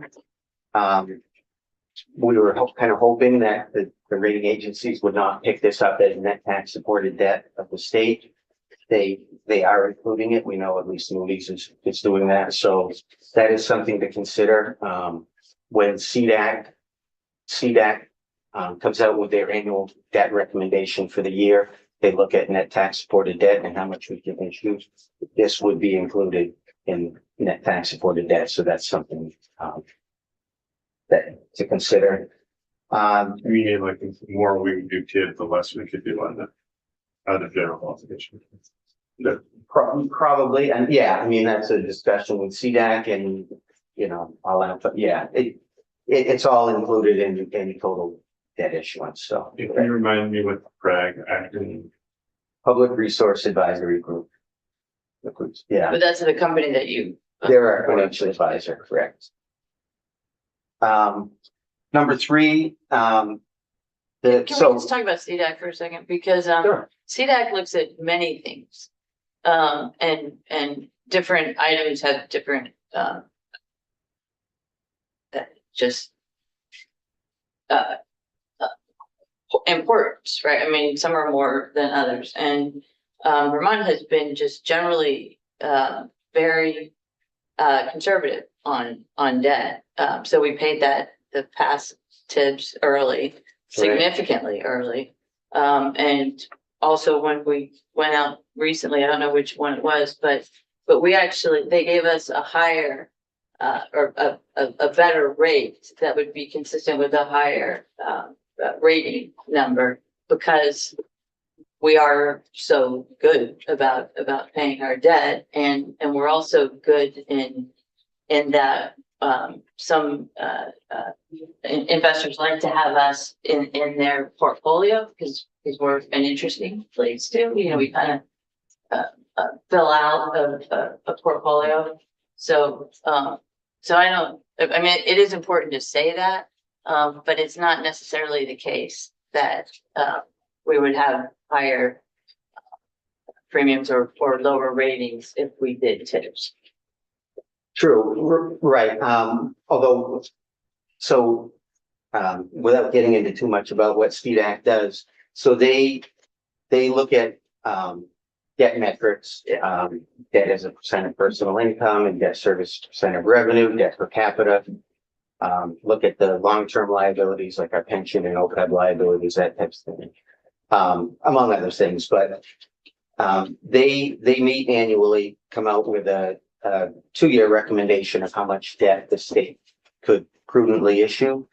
They present that report to the governor and the legislature each September. And one of the important things is the legislature has always abided by the CDAC's recommendation, and that's something the rating agencies give a lot of credit to us for, that we have that independent group and the legislature follows that amount. We haven't done Yeah. tips for a few years, so it hasn't come up in CDAC, but Yeah, and so just to be clear, I'm not advocating that we not do what CDAC says. I'm not advocating for that at all. But I think it's also important that we know that this group knows that CDAC's in their last couple of meetings, there's like 3 meetings, I think, in the fall. They recommended a lower amount in the capital fund, not necessarily because of our situation financially, but because we had a backlog of projects. So that had nothing to do with our ability to pay. And we're staying at that level in the capital fund. So I just want you to you're right. So when CDAC did their recommendation, they look at different scenarios of how much debt we could issue. They settled at 50 million. They also ran scenarios at 86 million, which was consistent with the governor's 10-year capital plan, and allocated that among over the 10 years. Those still fit within the debt metrics for the benchmarking against the AAAs, but there was testimony that the way money is being spent and projects are getting done, we realistically could not even spend that much in the next 2 years. So there is, although we have, 550 million outstanding debt, we have about 192 million of authorized but unissued debt, meaning we've had projects that have been authorized in the capital bill, but the money's not being spent, the projects aren't going forward. So if everything was being done right now, we would issue $192 million more of debt and get that done. It's just because of time that we have not wanted for. Some of them go back several capital bills. And yeah, so you're right. We could go higher. But again, we just couldn't spend it, in that period. And that is one of the points they made later on. The fourth bullet, the third one, just about ratings, because we haven't done this for a while. These were the ratings at the time. We would have to go through that process again, meet with the rating agencies and see where they are. These were, some states are adding additional credit sources behind that, like registration fees, licenses, that type of thing. Right now, we just have those 2 gas assessments pledged, but some states are doing more. Number 4, we're talking about size. That's good.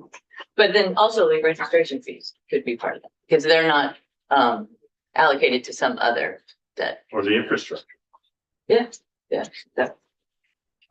Yeah, I mean, anything going with the transportation fund right now. And the other thing, those assessments, even though we paid off the bonds in 2022, we're still collecting that 3 cents on diesel and 2% of debt. And that's going into the transportation fund. So if you did TIBs and siphon those out, it's basically just taking it Oh. from a source that we already have, that we're already using. And so, So just, I'm gonna keep asking questions. She may not. Yep.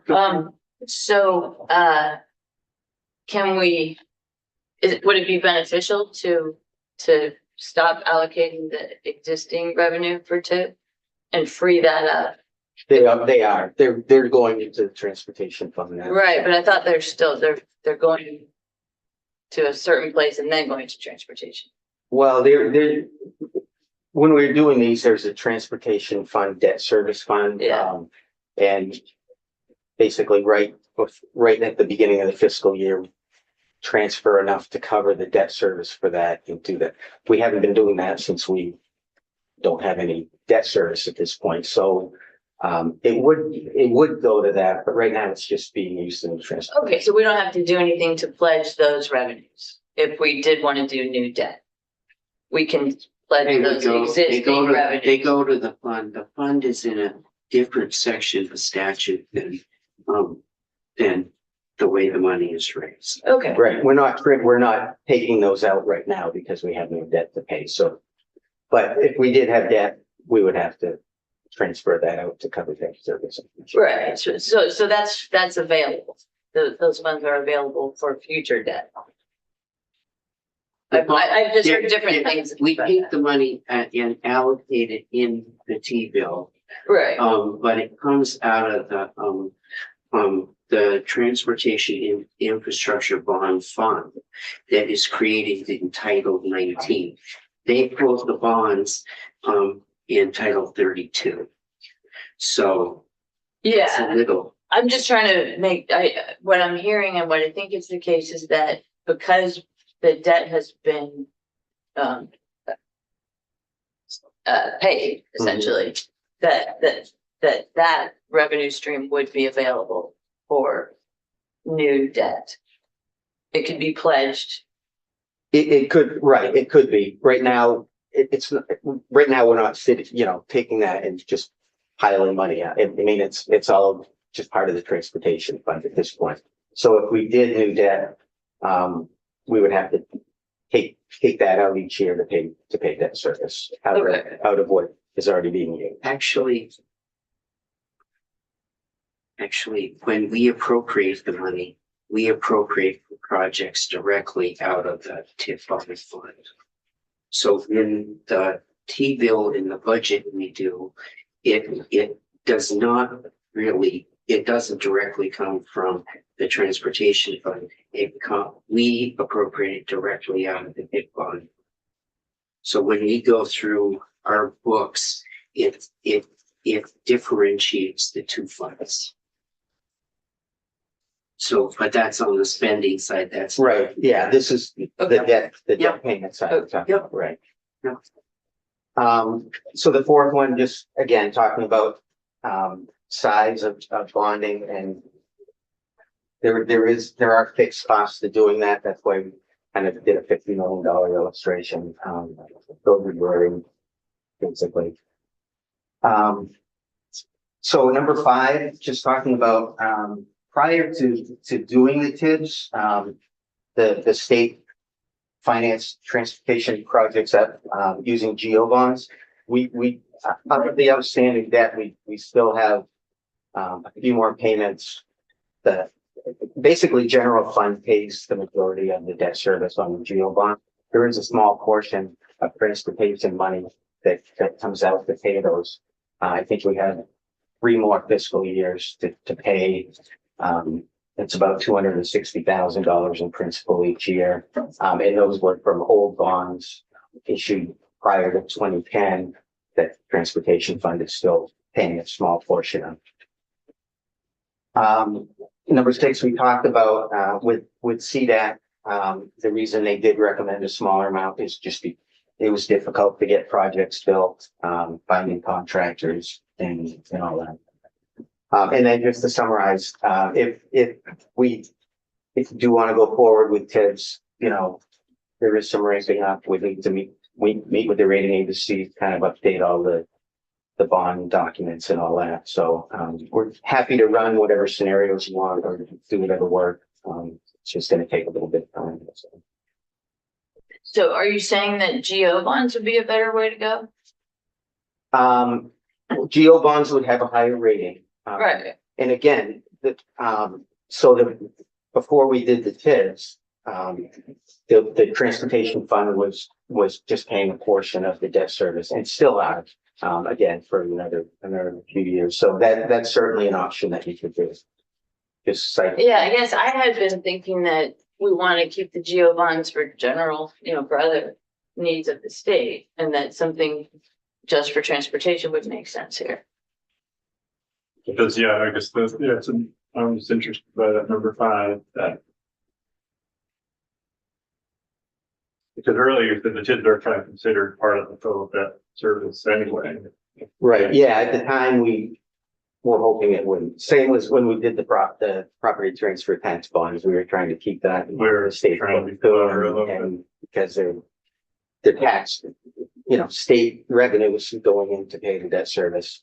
But is there an issue that the rating agencies or the buyers of the bonds would carry that if there isn't that direct connection to the revenue and the bond payment? We're just saying we promised to transfer it over to the TID money over to the debt service every year. Yeah, I mean, the GO bonds are higher rated, whereas the TIPS bonds, there's no general obligation pledge behind it. It's totally based on the revenues of the gas tax. I mean, you would never want to default. Somehow you would fill that hole, but technically it's only those gas tax revenues. that are Right, so if pledged. you did a GO bond and just said, we're just gonna transfer the money every year to pay that. Mhm. Does that weaken the argument that we have the coverage for it, or is the? No, not at all, because you're just looking at a Like general overlay obligation bond of the state. And they count that too for revenue as any other revenue. Doesn't really matter. Right. Are we still capped at the amount that we can bond or is that a one-time cap that is in statute? We're not. Yeah, See that there's not a cap in statute as to how much we can do. Is that a G? Well, It's the CDAC. it said, in 2010, in total amount of no more than 10 million. And, it said in the future, authority to issue transportation infrastructure bonds, in the statute, the treasurer is authorized to issue transportation infrastructure bonds up to a total amount of 11,700,000. So that was for the 2010 issue. Yeah, that was the first one. And then after it, the 11,700,000. So does that mean in total? Does that mean one time? What does? That was for the 2010 issue. That was the first one we did. If you look at what we had, we actually issued more than that. So, I started in 2011, so that was right before I did. I'll have to look into what went into the sizing of that. But one difference is that GO is limited to 20 years, right? And TIB can do 30 years. Right. That's a difference that we should. Right, and yeah, you could do 30 years. Could you do 30 years but then pay them off early? You can do that, Certainly, right? yeah, certainly. Yeah, generally, a lot of the GO bonds that we issue, there may be a lockout, Oh, there may be a 10-year lockout. Yeah. Which gets you So they get a little bit lower interest rate. Investors will pay a little bit more for that. But the last issue we did, we didn't have that. We had like a make-whole provision in there that gave us a little more flexibility and it worked fine. So you could certainly do something like that. And I can see why you'd want a year to get all this. Yeah, you would definitely have to gear the program back up, and there's a lot of work involved. Thank you. Yeah, thank you very Yeah, much. you're welcome.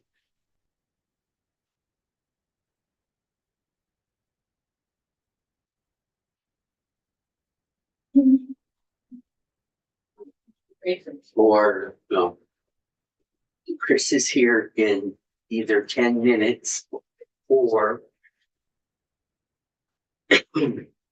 How, where's Chris? Let me check. There's no sense you starting if he's going to, if, or, so one of the two of you is gonna get, oh, Sorry.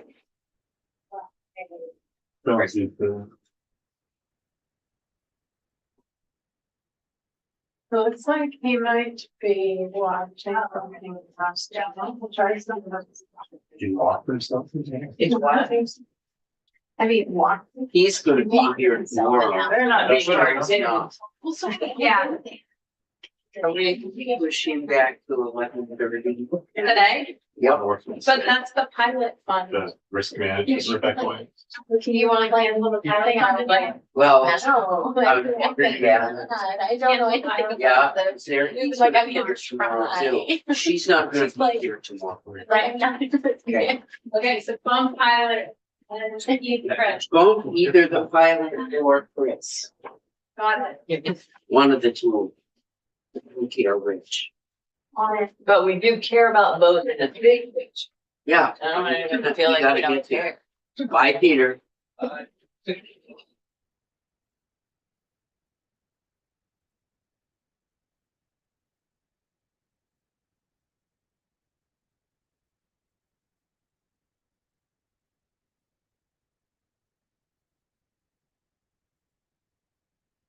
Shall do you need the Zoom? It didn't. I might have it, hold on.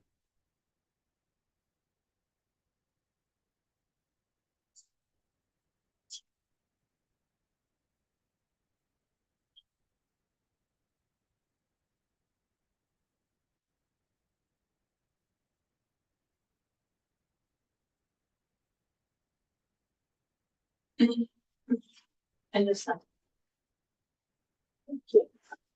It's good. My screen's still-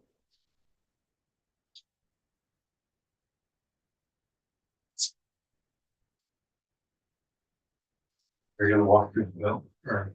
We're gonna go through the bill in the sections that we can say, Good. yeah, good, we're just gonna knock off. And then we're gonna say, these are the rest of them that we need to get. But I thought we need to hear from the agency on. Damien's on his way back, just FYI too. So we do have the two different versions of the NFO. Two different versions. Well, this is the bill itself. So then the one that was passed by, This is the T bill is passed by House. right, This and is that's our, yes, which I think what we would be imagining is putting away, we would be striking all of their strike out Right, stuff. we're gonna do a strike off, but what's in their T-bill is here that we can just say yes to. And we've heard from the agency, we've heard from, and great. like, I think the definitions might You be need one. fine. No, I'm just trying to join the Zoom here. Something did ding. We've got Um, rules regarding municipal heavy equipment loan repeal. It might be fine. so I'm not gonna join the Zoom.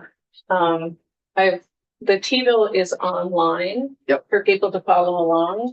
And you're doing, and I've got, Yeah. some of us have copies. Yeah, You're using Yale's as past. as passed out of the House version. I'm not covering MBUC at all. Okay. Okay, I'm gonna be starting with section 2, which starts on page 3 at the bottom on line 17. It's my line 6. What? But I'm fine with that. What page? Section 2 of the House unofficial record as passed by the We have House. the official. Oh, you have the official?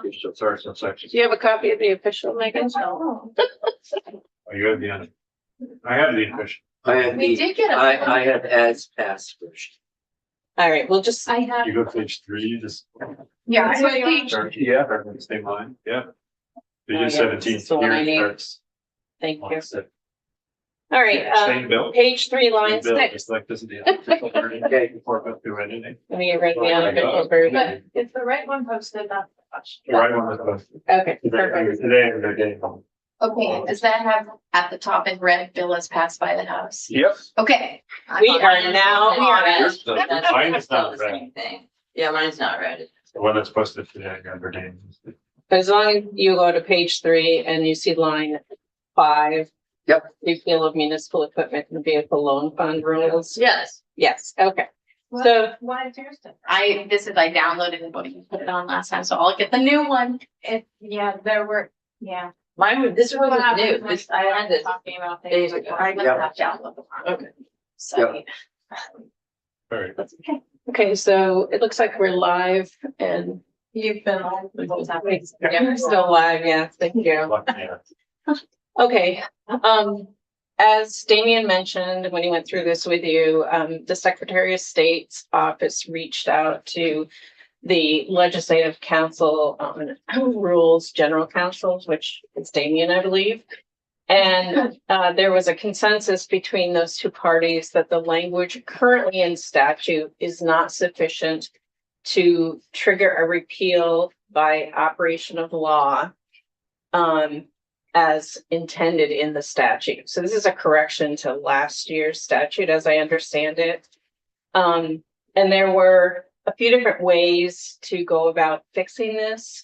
And everybody concurred that the most streamlined way to do this would be to request this statutory change that you see here before you legislatively.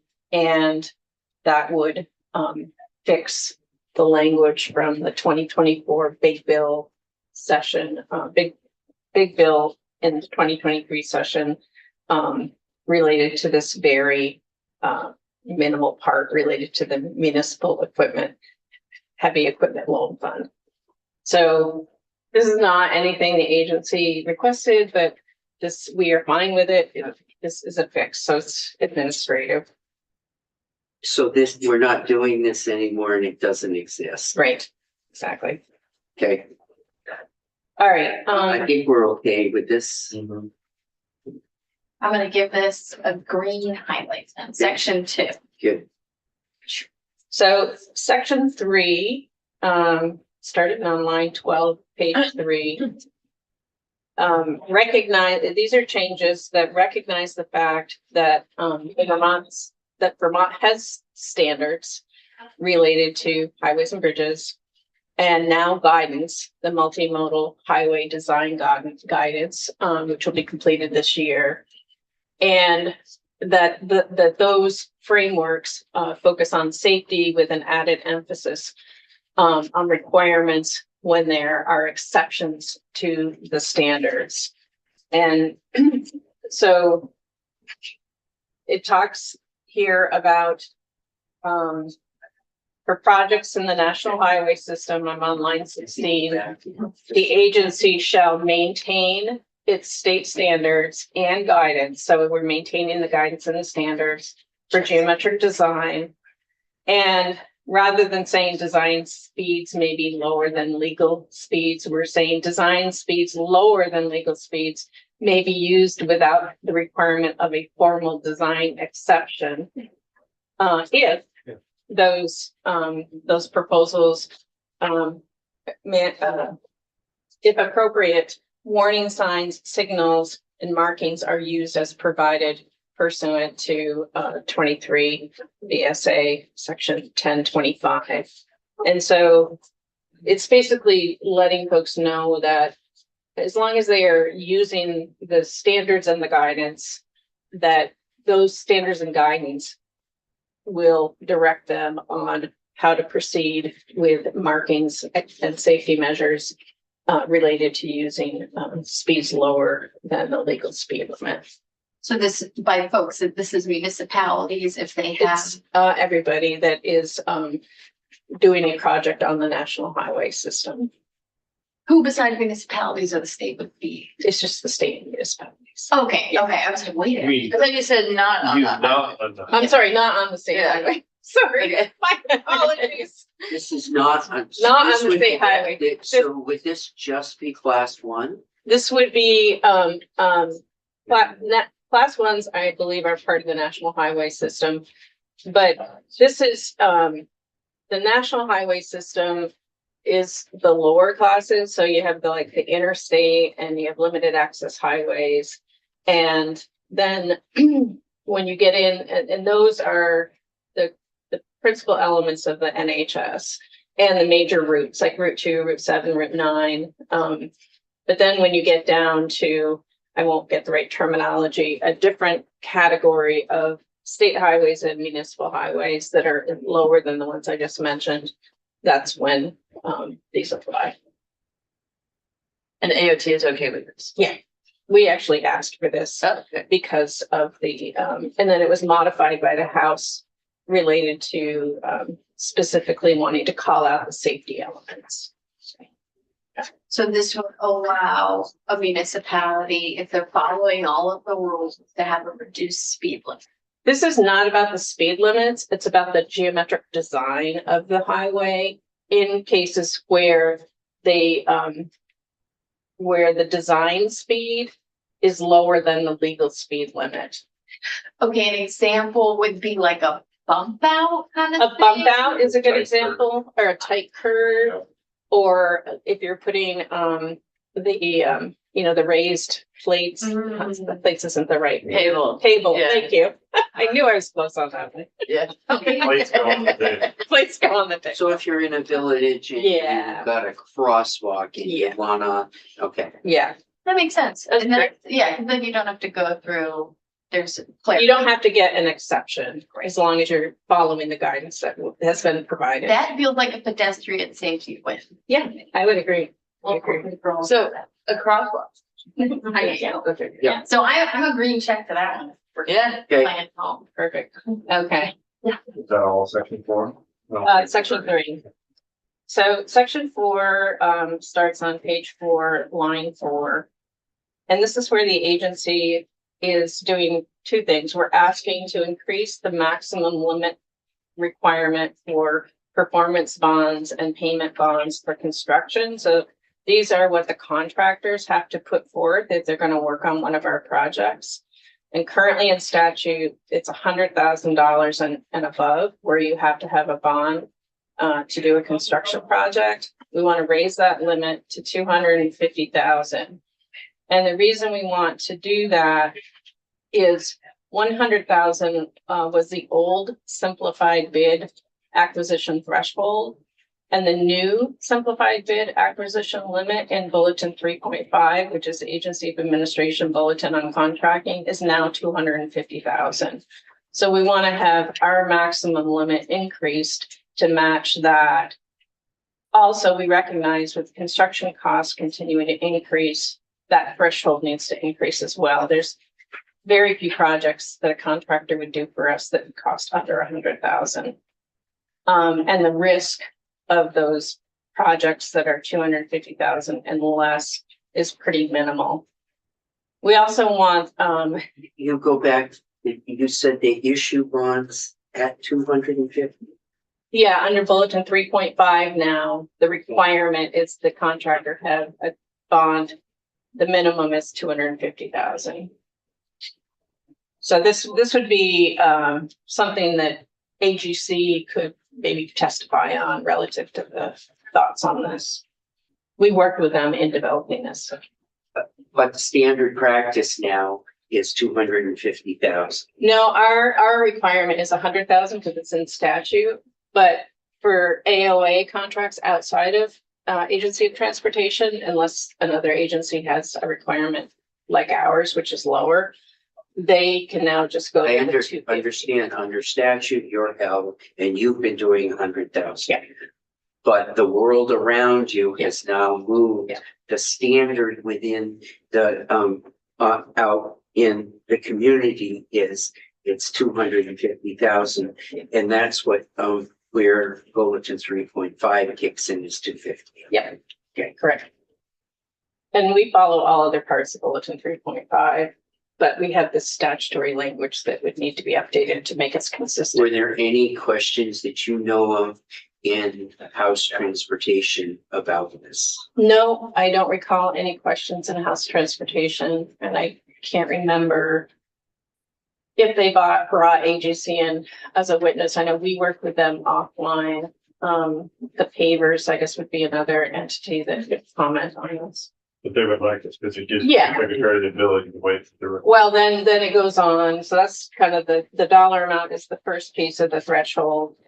The second piece is that during an emergency, we're requesting that the secretary, and this is starting on page 5, line 6, at the secretary's discretion can waive the bonding requirements for immediate temporary stabilization work related to public safety or state infrastructure. All permanent work subsequent to like getting things stabilized would still be subject to the $250,000 contract bonding limit if you were to change that.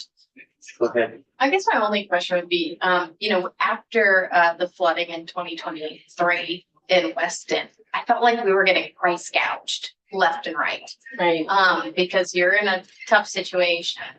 I'm wondering if you can kind of reflect a little bit on that, and if you feel like this could open us up to just getting higher amounts that we have to pay, because that's the threshold, and potentially getting price gouged by companies who are trying to understandably make up some money.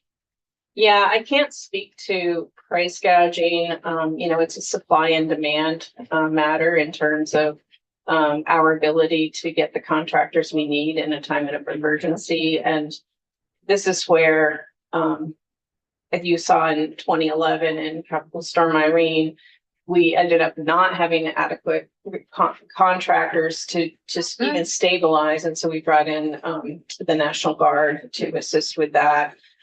The bonding itself is really a function of, it takes a contractor a little bit of time to secure the bond that they'll need to do their contract work with. And during an emergency, every hour is important. And so I think that's why, specifically related to the secretary being able to waive the bond limit, or the bonding requirement, in those first early days is critically important so that we can get the contractors on board as quickly as possible. And does that requirement come with like work standards or like certain, like what are those requirements within? Does it limit does it change who we could hire for the job? Okay. No, other than I know in the past that there have been small contractors who might do like culvert work for towns and other types of earth moving work that. So the slide that happened 10 or 15 years ago in Hardwick. Yep. Slide into the road, and this would say that the secretary could say, start moving stuff out of here today. We don't have to wait 3 days for a bond to happen. Right. And the bond is not related to the work conditions and requirements. Okay. But it is, other than in the fact that the reason we ask contractors to bond is so that if they don't complete the work appropriately, come back and fix it and, all of that. Yeah. Or they just take the money and Yeah. they can't really take the money and run because they bill us so that we pay them. But it's just a guarantee that the state will get the work done that they have contracted to do. So Seems pretty matter of fact, so yeah. Think, Pretty neat. Yes, any objection? no, good. thank you. I'm sad that we have to keep doing stuff like this. Yeah. No, we need to do this more, actually. Well, in other parts of the state, but that's a different. There's so many things we don't do bonding, but I'll let Yeah. You have a lot of experience. well, yeah, well, we used to do performance and payment. I'm sad that we have emergency events that cause. It's not, in regular times, you want to bond. Okay. I'm agreeing with you on bond. Okay. So now we're on to page 7, section 5, starting at the top of that page. And just for a little bit of background, the National Bridge Inspection Standards, the NBIS, are standards established for safety of highway bridges throughout the US. And they apply to all structures defined on highway bridges, to all public roads on and off the federal highway system, including both state and town roads. So we're talking every road in the state. The only places they don't apply are when you have a Forest Service road or a federal road. I was just reading that yesterday. And that's in here. And so in 2012, MAP 21, which was the reauthorization bill at that time, was Congress amended the federal statutes to require FHWA to undertake a rulemaking to update the National Bridge Inspection Standards. And the updated version of 2022, along with the rules that went with that, created a situation where the inspection intervals would be based on the risk. So right now, as a regular course of business, we inspect all bridges in the state every 2 years, unless we find that there are issues with a bridge which would cause us to go out and do an annual inspection. And the updated rules also require us to have procedures to address critical findings in a timely manner, depending on the nature and severity of a deficiency and the required action, which may include full or partial closure or immediate load restriction or posting. And so each DOT must establish a document and a process that ensures that this occurs, and that FHWA, oh, here it is, requires states to have the necessary authority. So we're asking for it in statute to ensure that NBIS compliance for delegated functions for all bridges within state boundaries, except bridges owned by federal agencies or tribal governments. So federal agencies would be like a Forest Service road, or tribal governments.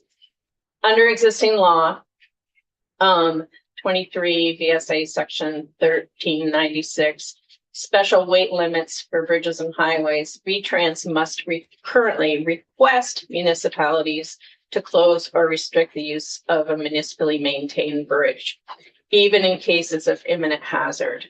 And this language we're asking for would clarify that the agency will notify a municipality that a bridge needs to be posted or closed. And if the municipality fails to do so, the agency may do so on behalf of the municipality in order to stay in compliance with the NBIS rules. So currently, we don't have the regulatory authority to go in and close or post a municipal bridge. This would, we currently notify a community, and they typically would do that. But You this, can say you should close it, You- and then they yeah. could or not. yeah, and then they could or couldn't do it. And this would tell them that, you're required to do this, and if you don't do it, we're going to do it for you in order to stay in compliance. And this is for basically 20-foot structures or larger. Those are the ones we And inspect. this posting defined, and people, we know what it is because we talked about it here, but do people not understand what that means, or is it clear in statute? It's clear in statute. The posting of bridges there's a pretty lengthy section of statute around how that works. And so that's, I think, a pretty common function for municipalities. They do their annual, seasonal posting for mud Right. season and other things of that nature.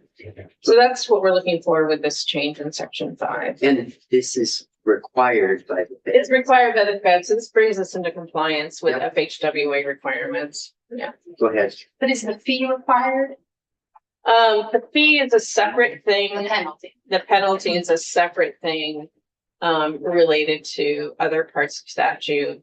And So not a federal. that is has nothing to do. Personally, I would not want to have that penalty in there. I mean, what I hear from my communities is that if there's a bridge that's uninspected or not getting the work it needs, it's not because they're lazy and forgetful, it's because they can't afford to do it. So I'm confused at like why we would penalize a town. Was Okay. it the town or the First, person? it's a penalty for someone who uses the bridge in violation of the posting or closure. So if it It's says. not a penalty for non-inspection. No, Right. we inspect them all and we let them know what the inspection came out as. And then we notify them as to whether whether it needs to be load posted or closed. And currently they would then undertake that. Yeah, line 17. But in a situation where they really didn't want to undertake that, maybe they're getting pressure from an adjacent landowner or it's a thoroughfare or something else has happened. Then we would be responsible for going in and undertaking the posting or the closure if the town won't do it on their own.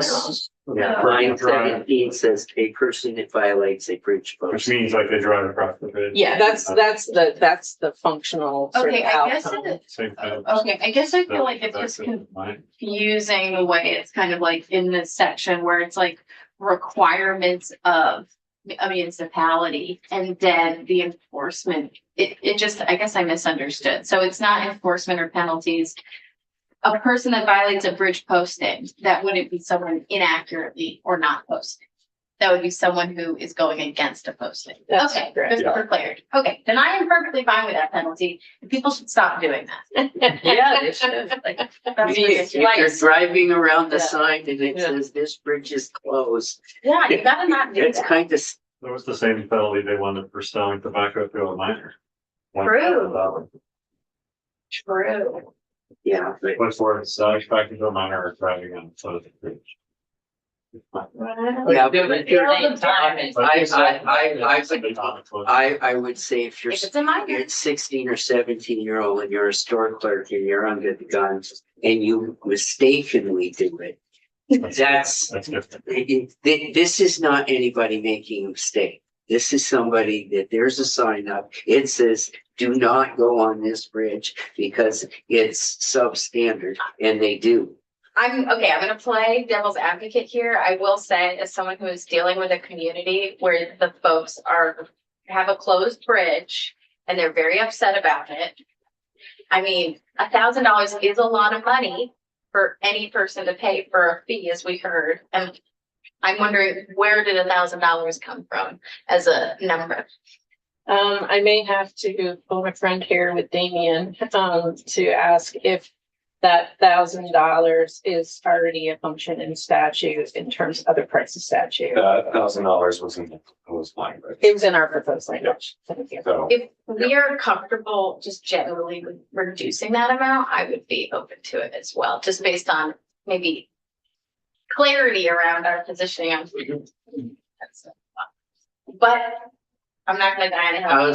How does the community feel about that? I mean, $1,000 is a lot. Well, I have a bridge, that bridge, that is actually posted for different weights, for different, not for, but, it's emergency vehicles. It's like, yeah, it's higher, much higher amount than the others. So, I would think the emergency vehicles probably wouldn't Oh, yeah. get a fee or, Yeah, There's I mean, that a they would manner be that exempt. they can be accounted for. It means shall be subject to. Yeah, and actually, well, who would determine? it's up to. It's up as well. to, right, Up so to, if the town could determine the amount on a town bridge and the agency would do it on an Who agency. decided? So when you violate, I'm sorry, for the record, Damon Leonard, Legislative Council, when you violate, that it's made a traffic violation in the next section. So if I was looking here to see, Oh, this is 13. Now. Oh. We get the fact that stuff. one sec. Yes. Just gotta find my statute here. So traffic violations, the way that, they are enforced here is, so, well, if you look at the other traffic violations, violation of Title 23, for which, it's all violations of Title 23 with no term of imprisonment and no penalty more than $1,000, or a penalty of not more than $1,000 are traffic violations already. And then, the other things in there are things like transportation of hazardous materials, violations of motor carrier safety standards. There's a number of them that have similar penalties of not more than $1,000. And then traffic violations, I believe, are enforced through the Judicial Bureau. So So, judge will stop. yeah, so you end up having a hearing in court to determine actual penalty amount.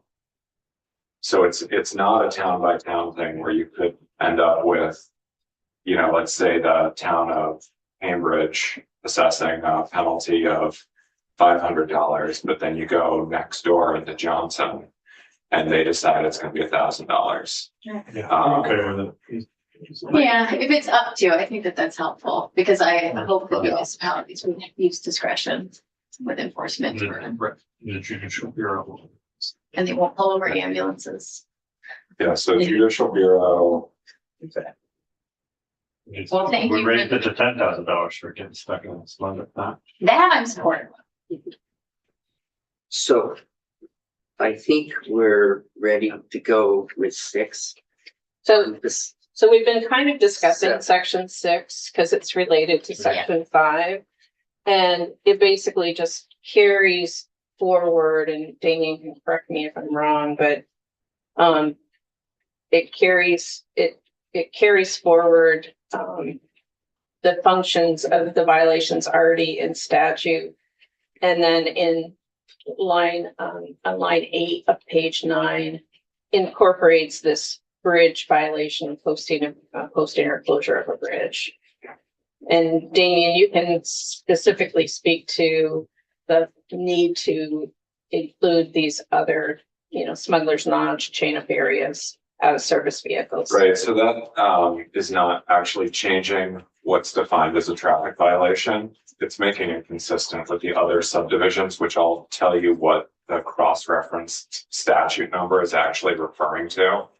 And for whatever reason, when we added those to the statute, we just added the section number. And the rest of the section will tell you, violations of this title that don't carry a prison sentence and have a penalty of X.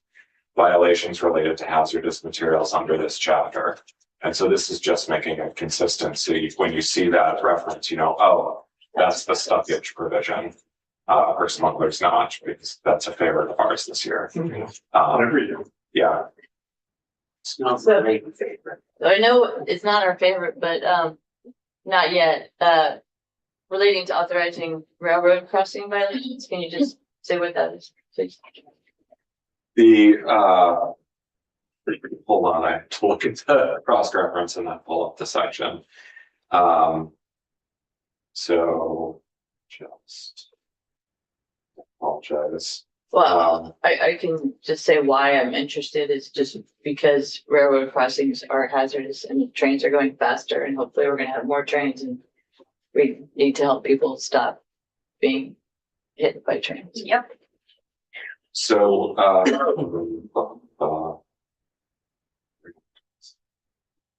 just give me a second here to get to the right section.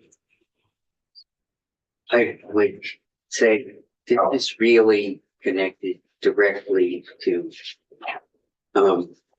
section 5 and our posting of things. Yeah, And that that's the railroad crossings are although a valid issue, not specifically related to what we're trying to do. Yeah, so I was curious, but I can find out later. so the penalty there relates to an employer who directs their driver of commercial motor vehicles to violate the provision of statute that relates to what commercial motor vehicles shall do when they get to a railroad crossing. So there are commercial motor vehicles that are required to stop at railroad crossings and look. And there are others that are required to slow to a speed sufficient to allow a clear view of the tracks in both directions, and then come to a stop before reaching the crossing if a train is approaching in either direction. So they have to slow down, look, and stop if a train is approaching, or they can proceed if there's no train. And so there's a $4,000 penalty for employers who direct their employees to violate that provision. Interesting and good. Okay, thank you. Sounds right. I Okay, think we're all set with that, section 7. Well, section, wait, can I just say, I'm putting a check next to 5 and 6. Yeah. Just to confirm, okay. so section 7, page 9, line 11 deals with the Public Transit Advisory Council. And the Public Transit Advisory Council has specific membership that's articulated in statute. And currently, the Community of Vermont Elders is an organization that's identified in statute as having a representative seat on the Public Transit Advisory Council. That organization has dissolved. And so what we are suggesting, and AARP has agreed they were willing to do, is they already participate in these meetings, and it seemed appropriate for them to be the designated seat for representing seniors and elders in the council. The other area of change for the Public Transit Advisory Council is we have 2 seats. One is a representative of private bus operators and taxi services, and the other is a representative of Vermont intercity private bus operators. And currently, taxi services and bus operators, there's not been a consistent interface, and taxi services have not participated in the Public Transit Advisory Council in any manner in as many years as we could see. And the current intercity bus operator in Vermont, which is Premier, they are a private bus operator. So our suggestion, because we seem to be only able to get one representative for both of these recommended seats, is that we eliminate the private bus operator and taxi services, and then revise the representative Vermont intercity private bus operators to just be a representative of Vermont private bus operators. So that's what we're doing in section 7. Go ahead. I just would like an opportunity to talk offline with AOT about the second one. The first one, I totally agree, and AARP is doing a great job. Oh, but now Could, before I'm okay with the section, but could you give me a list of who is actually on this advisory council? Yep, I'll send that to the committee. It's on the governor's website. And I'm on it. So, Yeah, we meet quarterly. Are just briefly, are Actually, it's not. municipalities involved at all, or are they bystanders? I have to go back and look. I don't have that list in front of me. I don't believe they are, and that's a really good suggestion. Yeah. Municipalities. Yeah. And I take it back that because the only appointment that the governor makes for the Public Transit Advisory Council is one member at large.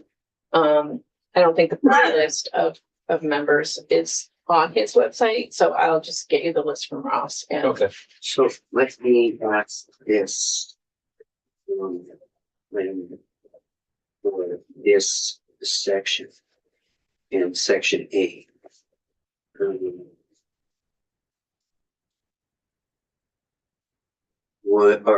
mean, section 7. Yeah. Would, if we said okay to this and you, go out and look and find somebody or find a reason to, not agree with the private bus operator, you come back to this, we'd open it up, but otherwise, for this purpose, I'd say that Damien put it in the draft is ready to go. There might be others that like, yeah, the municipalities that might make sense. And I also, there's a few things that I want to talk to the agency about. I'm, But if you'll open it up, yeah. I'm saying to everybody at the Yeah. table, if there's a proposal to open up, we'll consider Okay, it. But for right now, if we don't get a proposal to open it up, yes, he's gonna put it in the draft, it's okay. yes. I do think there's another bus, right? I think Greyhounds. I know- Yeah, I don't know that Greyhound has responded to. But I just don't want to eliminate folks. That's one of the issues. Oh, well. If you come up with. a Any private proposal, bus company, we're not saying it has to be Premier, we're saying a private bus company. It doesn't have to be inner city, it needs to be a private bus company that serves Vermont. Yeah, but I think the inner city is important, but that's something that we can talk about. Okay. And we'll open it up if you. Yes, okay. Got it. Okay. Okay, so section 8. We are now moving to page 10, line 3. And this was a section that was asked for by Green Mountain Transit related to their current municipal charter. And they felt that they needed more specificity in statute in order to receive other sources of funding from or voluntary, such as voluntary local match contributions, grants, donations, and other non-assessment revenues, which may be offered by municipal or other private or public sector entities. And so if you have questions about why they feel like they needed this language, you'd have to ask them. We have no problem with the language. We feel it just opens the world up of where they can receive their money from. I'm very comfortable with the language.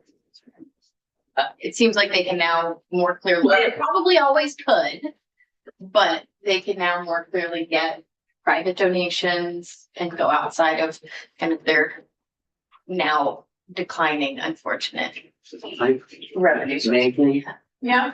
can you take this section, lift it, send it to Green Mountain Transit and ask them to respond if they're favorable in an email? So we have the email back from them. What section number is this? Section 8. Section A, Yeah. and if the committee's okay, I'm gonna mark this as okay.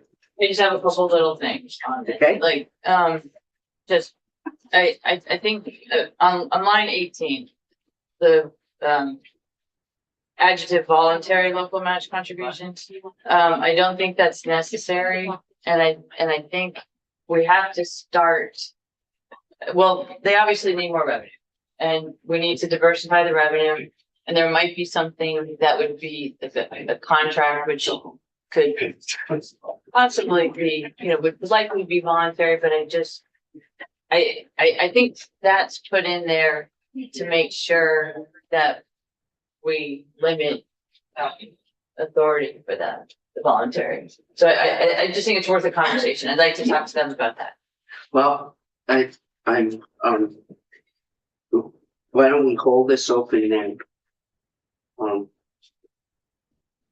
We'll look for the email back from them. And if that's not enough, then we'll get them on the screen. Thank you. Just, can I? Yep. Just on that, you don't think that's anticipated match contributions that a municipality would choose to offer to get better services, more match money, obviously, but increased services? I think some municipalities would do that and are doing it.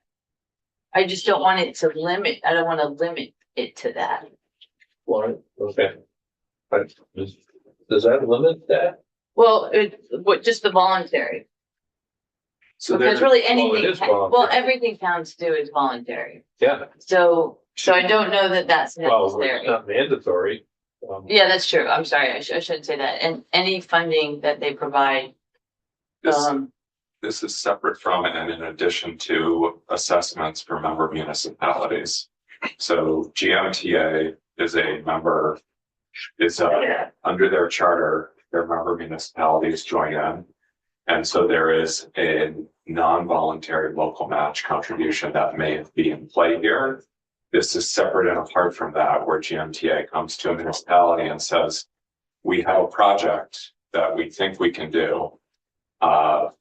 But we can't do the local match entirely on it. Would you be willing to kick in a portion of the local match, is my understanding. I think it makes sense to have GMTA come in, but this is separate and apart from local match contributions that might be through the mandatory assessments for member municipalities. okay, So that I think is the distinction they're trying to draw here, is they want to provide clear statutory support. And this is separate from the rest of this section, is about the mandatory assessment process. okay, And so this is saying, you know, we're building our budget with these mandatory assessments and grants and other things that are already built in, the state funding. And we also start including additional anticipated non-assessment revenues, such as voluntary local match contributions or donations or grants that we're able to get from organizations. okay, So my understanding is that they want to differentiate between the sort of mandatory, you know, you're a member, and granted, the municipalities can always say, we don't want to pay the match anymore. We're going to stop being a member, and that's even an issue. and they have had that happen. So I Yes. think it would be good if this committee gets a little bit of that knowledge. Right. Hopefully, we'll get an email that will clear some of this up. I personally, I've, thought that they have had contributions from municipalities in the past. I don't know of any private donations, but on bus routes, most communities have been expected to contribute something. So I'm a little unclear of what that means in the change they've had. So we'll see what they send back for an email. If we need to go beyond the email, we'll do that. Thank you. Okay. So we're now on to Section 9. section 9. And section 9 relates to our authority to enter into public-private partnerships. This has been in session law for a number of years for about 3-year chunks of time. We extended it once, and now we're asking to extend it again. There is a anticipated potential that there might be a public-private partnership similar to the one we did with Maplewood Vermont Travel Service Center, which is at the Berlin exit 7 of I-89, where that acts as a welcome center within the state. And we have scoping money for looking at a similar welcome center in Swanton for the northern border area on I-89. And so this would extend the repeal of the P3 There's a rest area, but language. make it a welcome center. Right.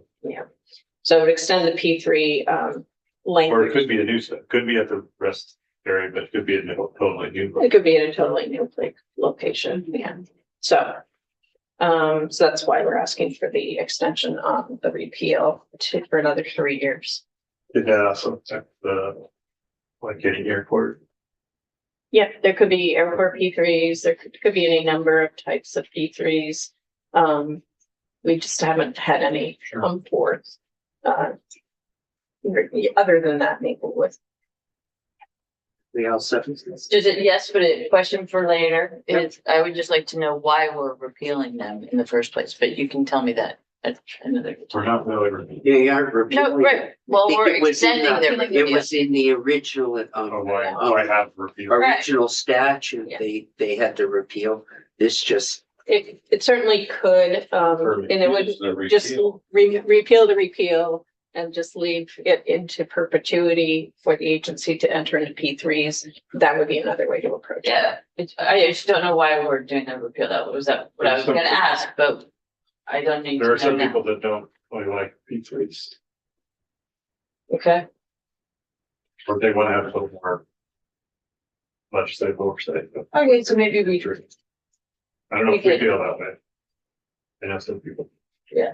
I don't know all of our, I would feel much more favorable to a welcome center in Swanton, given the fact that we got two just down the road and a welcome center in Alberg. And if I thought it was being subsidized privately. Yeah. Just my, But some people don't like the state subsidizing the private. They can see, you kind of see it both ways. interesting, okay. how do we, I'm fine to leave this and just learn more another time. okay? But I think we're okay with, section 9, section 10. Okay, so section 10 relates to our section 1111 commercial highway access permits. And it could relate to any section 1111 highway access permit, not just commercial. And this is a case where we are asking for the narrowing of participation in appeals to be only able to be requested by the applicant or permittee. So the permittee might be somebody other than the applicant, the landowner, I say. And that adjacent, so the scenario is adjacent landowners cannot use the section 1111 appeal process to slow down a project their neighbor is trying to do. That they don't like, yeah. And so that they don't have appellate review abilities. And 111 are always just access. Like Yeah, driveway. or working in the right of way sometimes Right. also is an access or permit Right. request. But mostly it's access. Yeah. Mostly it's being able to put in a driveway. this rings a bell. It's nothing near you. No, no, but I think I was involved in it. Something like this. A realtor that is near me. Yeah, Mhm. I'm okay with that. Apple Orchard? No, No? I like that. Apple orchard. Yeah. Well, I'll just say I have some hesitation always with kind of the reframing of what folks have access to when it comes to deciding about their community's land use. And if I'm understanding the point of the 1111 permit, it's kind of designed to help facilitate that process. So I guess I'm confused about, other than maybe expediation of these, what does the community gain in terms of local control? Like if I live down the street and it would definitely impact my drive, I have no say now in the 1111 permit. How are people, We can still get involved in the 111 permit. oh, you still can, This is just. yeah, you can't appeal it. This is You just can't the appeal. feel it. Okay, so if I was originally Part of a it. part of it, I could still, if I was in a butter, If essentially. you were in a butter, you can still provide feedback into the process.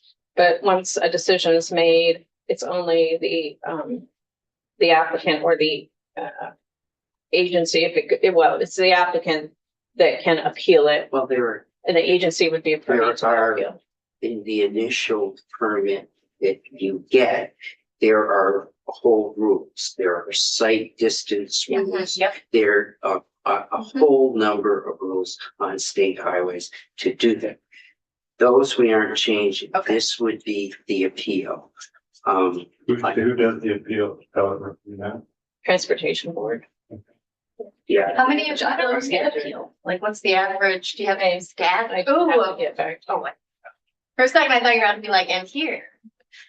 Yeah, it would be very helpful to understand that because I do think, oftentimes regulations and permits get a bad rap when in reality they prevent long-term disagreements and people being not included in decisions that affect them on a day-to-day basis. So I don't see a permit as like a a nightmare scenario, like, and an appeal might actually make the project better for the people who are impacted by it. So I guess I just want to understand, like, how many of these appeals are happening? Is it being misused? Are you seeing like lots and lots of appeals where folks live down the street and 2 years later go, wait a minute, this is annoying?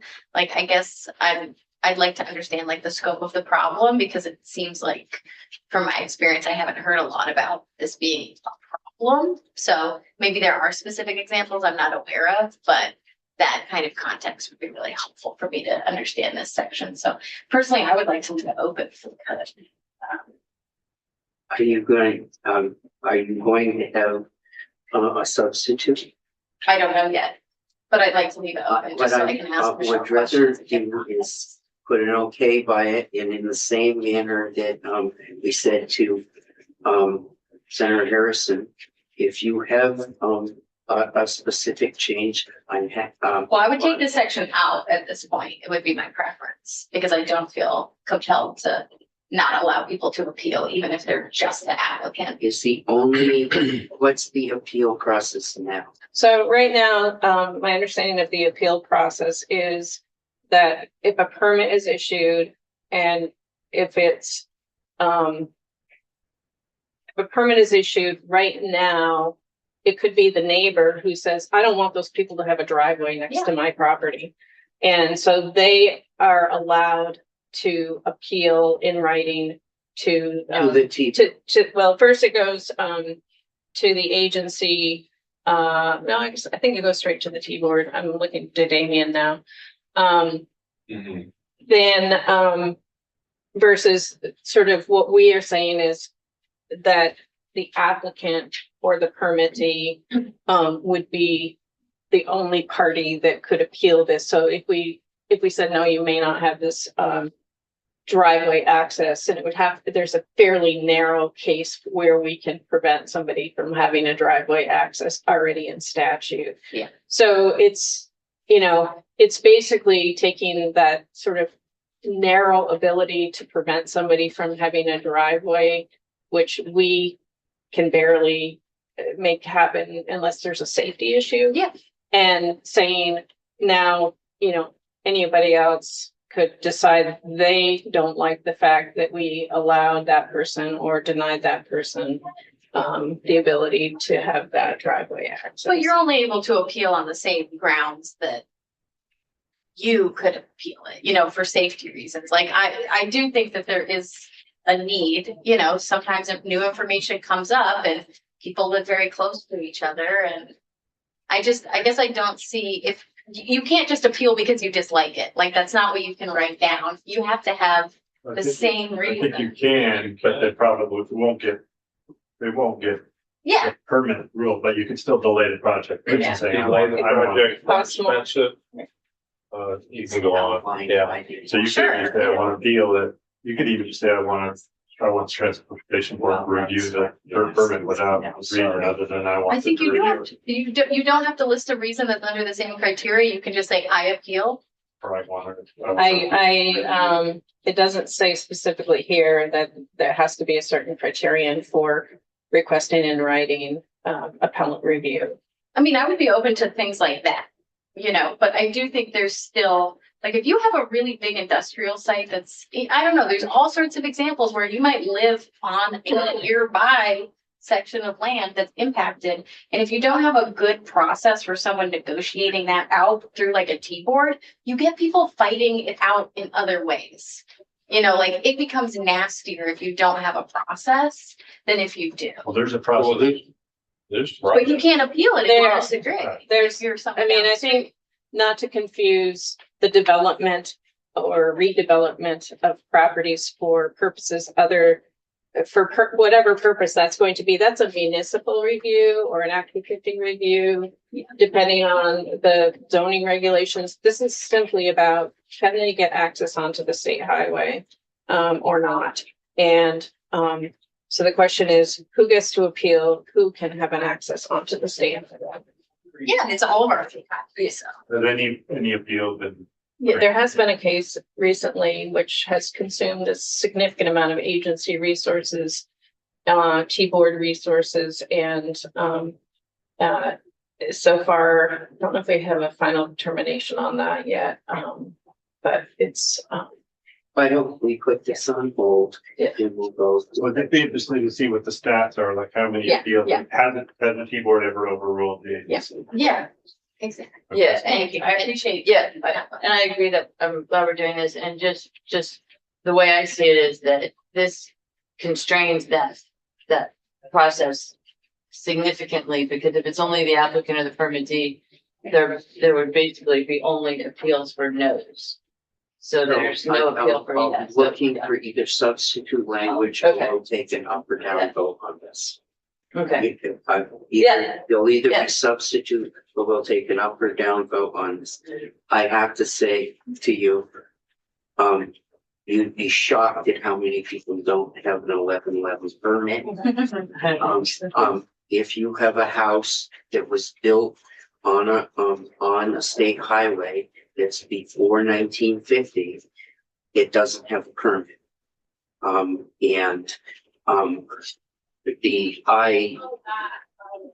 I can totally understand, but, we just applied for a permit. We were trying to use an existing driveway that was a farm access to, 80 acres of farmland. So it had an agricultural right of way. We went to a house that was built in 1820. And we tried to access the same driveway to build a duplex. And when we went to apply for our 1111 on that driveway that we had got the legal right away, we found out they had no permit. So, and they had been through all of the, well, this is an existing house that was built in the 1820s. I personally don't think every driveway in the neighborhood should have needed to be involved in the appeal. So there is two sides to this. sure. And there's somewhere in the middle of, Yeah, I see, you do- like, I mean, you have to. We Yeah. certainly will entertain Okay. anything you have on this, and when we come back to it, we'll vote up or down. I guess, is it all right if I work with, I think it would be Damien, I Yeah. assume on this one, related to Yeah. maybe language around an appeals process only under like criteria that could be. Oh, Yeah, no, I think I'm happy to work with you on that. I think it might be a long discussion about the criteria. Sure. Because there's, it's not just driveways, it can be utility lines, Yeah. drainage, et cetera. And yeah, I think, Well, 1111 is that utility lines. so We- permits must be obtained by anyone or any corporation wishing to use any part of the highway right of way on either the state or town highway system as described in this section, and it includes driveway entrances, installing pipes and wires in the highway, private water and sewer lines, project, no, that's, sorry. And then frontage roads and access for developments, which I'm guessing is where Well, this is coming yeah, up. personally, I could It's a rabbit have trail. 1111 to run from a power pole on one side of the road to the other. And, so I think that's a different process. So we depend on, but nonetheless, let's move on to the next section. This is on hold, and if we have language, we'll entertain it. Great. Otherwise, we'll vote on it. And I assume this would affect, like, wouldn't affect the existing, you wouldn't be taking this away from an act. No, This would be like on passage. Yeah. Going forward. exactly. and can you tell us about the current, not now, but just can you send us information? I will ask Jeremy to put that together. Thank you. The grant program. I don't know if I can or can't send that information because it is an active legal case. Okay, or just Maybe like stats. without names? All right, the Transportation Alternatives Programs. This is a federal program that has its own like slot of money, identified amount of money that comes to the agency as part of the federal transportation authorization that happens every 5 years. And the last time we had a reauthorization, the amount of money in the program was increased from about 2.2 million to about to about 4.4 million that we would have to grant out on an annual basis during the 5 years of the program.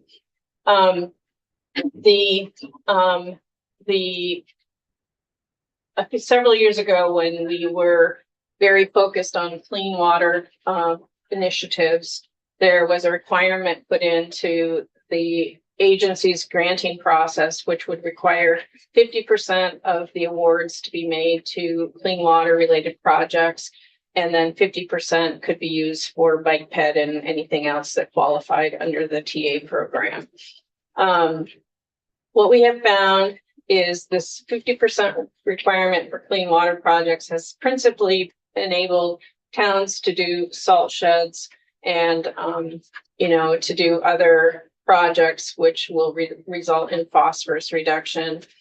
And we have found that the projects that have been proposed have become more expensive than the towns thought they would be. And so the grant award they have received hasn't covered the project, or they couldn't find the additional money. So they backed out of those projects. And so we have this sort of bulk of money in the clean water category, which has stayed in the clean water category, which is federal money that is not being put in the ground for any purpose at this time. And we typically in this program have more applications than we have money to award. And we're currently at risk of losing federal funding because we have a time limit on these TA funds that in terms of how long we have to obligate them. So what we're asking for in order to reduce the backlog of funds available is to lift the requirement that 50% of these funds be dedicated to clean water projects. So clean water projects would compete just like bike ped and everything else. And to increase the maximum award from $600,000 to $1.2 million for 1 year. So for this upcoming grant round, so that we can award projects of a larger scale. Oftentimes, the projects that are brought forward, if it's a $600,000 max award, that's only covering maybe a half or a third or 2/3 of a project. And we find that towns are having to put together a TA award, a bike ped award, local funding, etc. So this would perhaps move a project along more quickly because they're not out there trying to find other funding. It would bring down our excess balance and not be in the position of potentially losing federal funds. And then after this grant award year, the maximum award would go back down to $600,000, but it does not reinstate the 50-50 requirement between clean water projects and bike ped projects. So that's what this language does. Go ahead. So I'm supportive in some regards related to the TAP funding, but if I understand correct, and this is a move that was in part worked with House Transportation. Yeah. Because they wanted to see more money go to bike ped infrastructure. Yeah. So it's a total of 1.2 million. 1.2 million would be the cap on a project. And Would be a cap on the project. so an individual grant application could be for up to $1.2 million in funding. And you have a total of this is around 1.2 million in total. No. How much money do you have? Typically, we right now have about $4.4 million in monies to award, but we have more than that at this point because many grants have not moved forward. The monies haven't been obligated. And so we have in excess of 4.4 million, and I can get that number for you. Oh, okay, that makes more sense to me. So you have a total 4.4 million, and now half of it could go, so there would be about 2.2 million available for bike ped projects. No, all of it would be available, any project, and there is, it's actually on page 13 in line 5 and 6, grant program funds shall be awarded for any eligible activity, including environmental mitigation projects relating to stormwater and highways, such as salt and sand sheds, and infrastructure related projects and systems that will provide safe routes for non-drivers.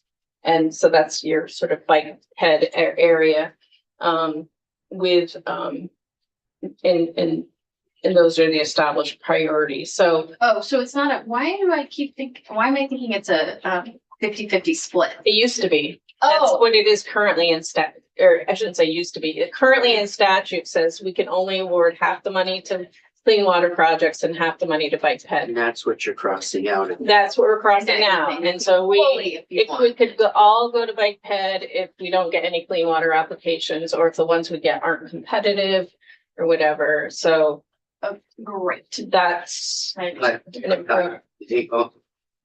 my concern is I want top priority. I personally like top priority salt and sand sheds. Mhm.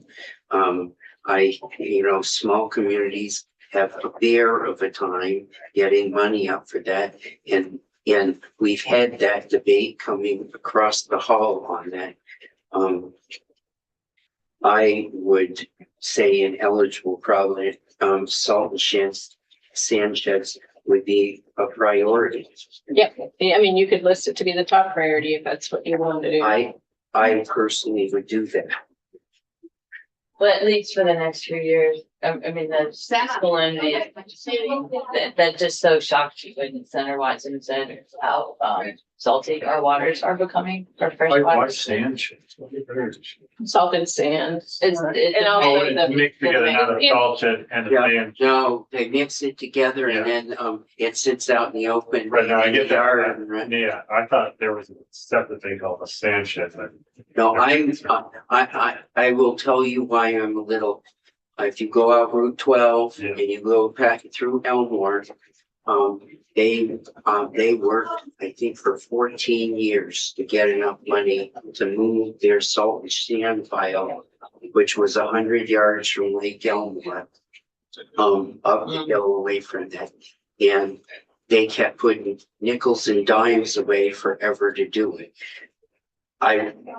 Yeah. Jerry, you open to Rocky this methods. section? Well, what I like to say to Damien is there a way to just say salt and sand sheds shall be a priority? So currently right under where the ellipses is, by the changed 50 split language. So subdivision F2 provides that in evaluating applications, the agency shall give preferential weighting for projects involving as a primary feature a bicycle or pedestrian facility. If you want to give preferential priority to salt and sand sheds, you can either say that either involve construction of salt and sand shed or preferential weighting to salt and sand shed projects and to projects involving as a primary feature a bicycle or pedestrian facility, or you could strike out the existing bike ped priority and replace it with salt and sand sheds. Those would be your two options. There is, you could use that language because that's basically saying give preferential weighting, and then the agency determines the degree of preferential weighting and other circumstantial factors to consider when determining whether the weighting has been overcome and approving or denying a project. I personally would strike out the bike ped and put just sand in. I'm open to what the committee would like to do. I suspect if we touch this at all, it'll come up in the conference. I like both. I like what the agency's suggesting just because it gives them the flexibility because they might just not get us. Oh, shed application 1 year. So if you're required. I don't want to require, I would like it, I would like it to have, a priority. Can draft it both ways in the draft. Why don't you grab it back it both ways and bring it back to us? I have a meeting at. Right, so do I. Yeah. I haven't made it, So I have availability, we're very close to the end, I have availability tomorrow morning, I can join you remotely and we can finish this out. We talked with Megan, can we be back here at 8:45? They want to come at 8:30 and help me set up an intro, then I am. you guys have Bill, in the front? For a mini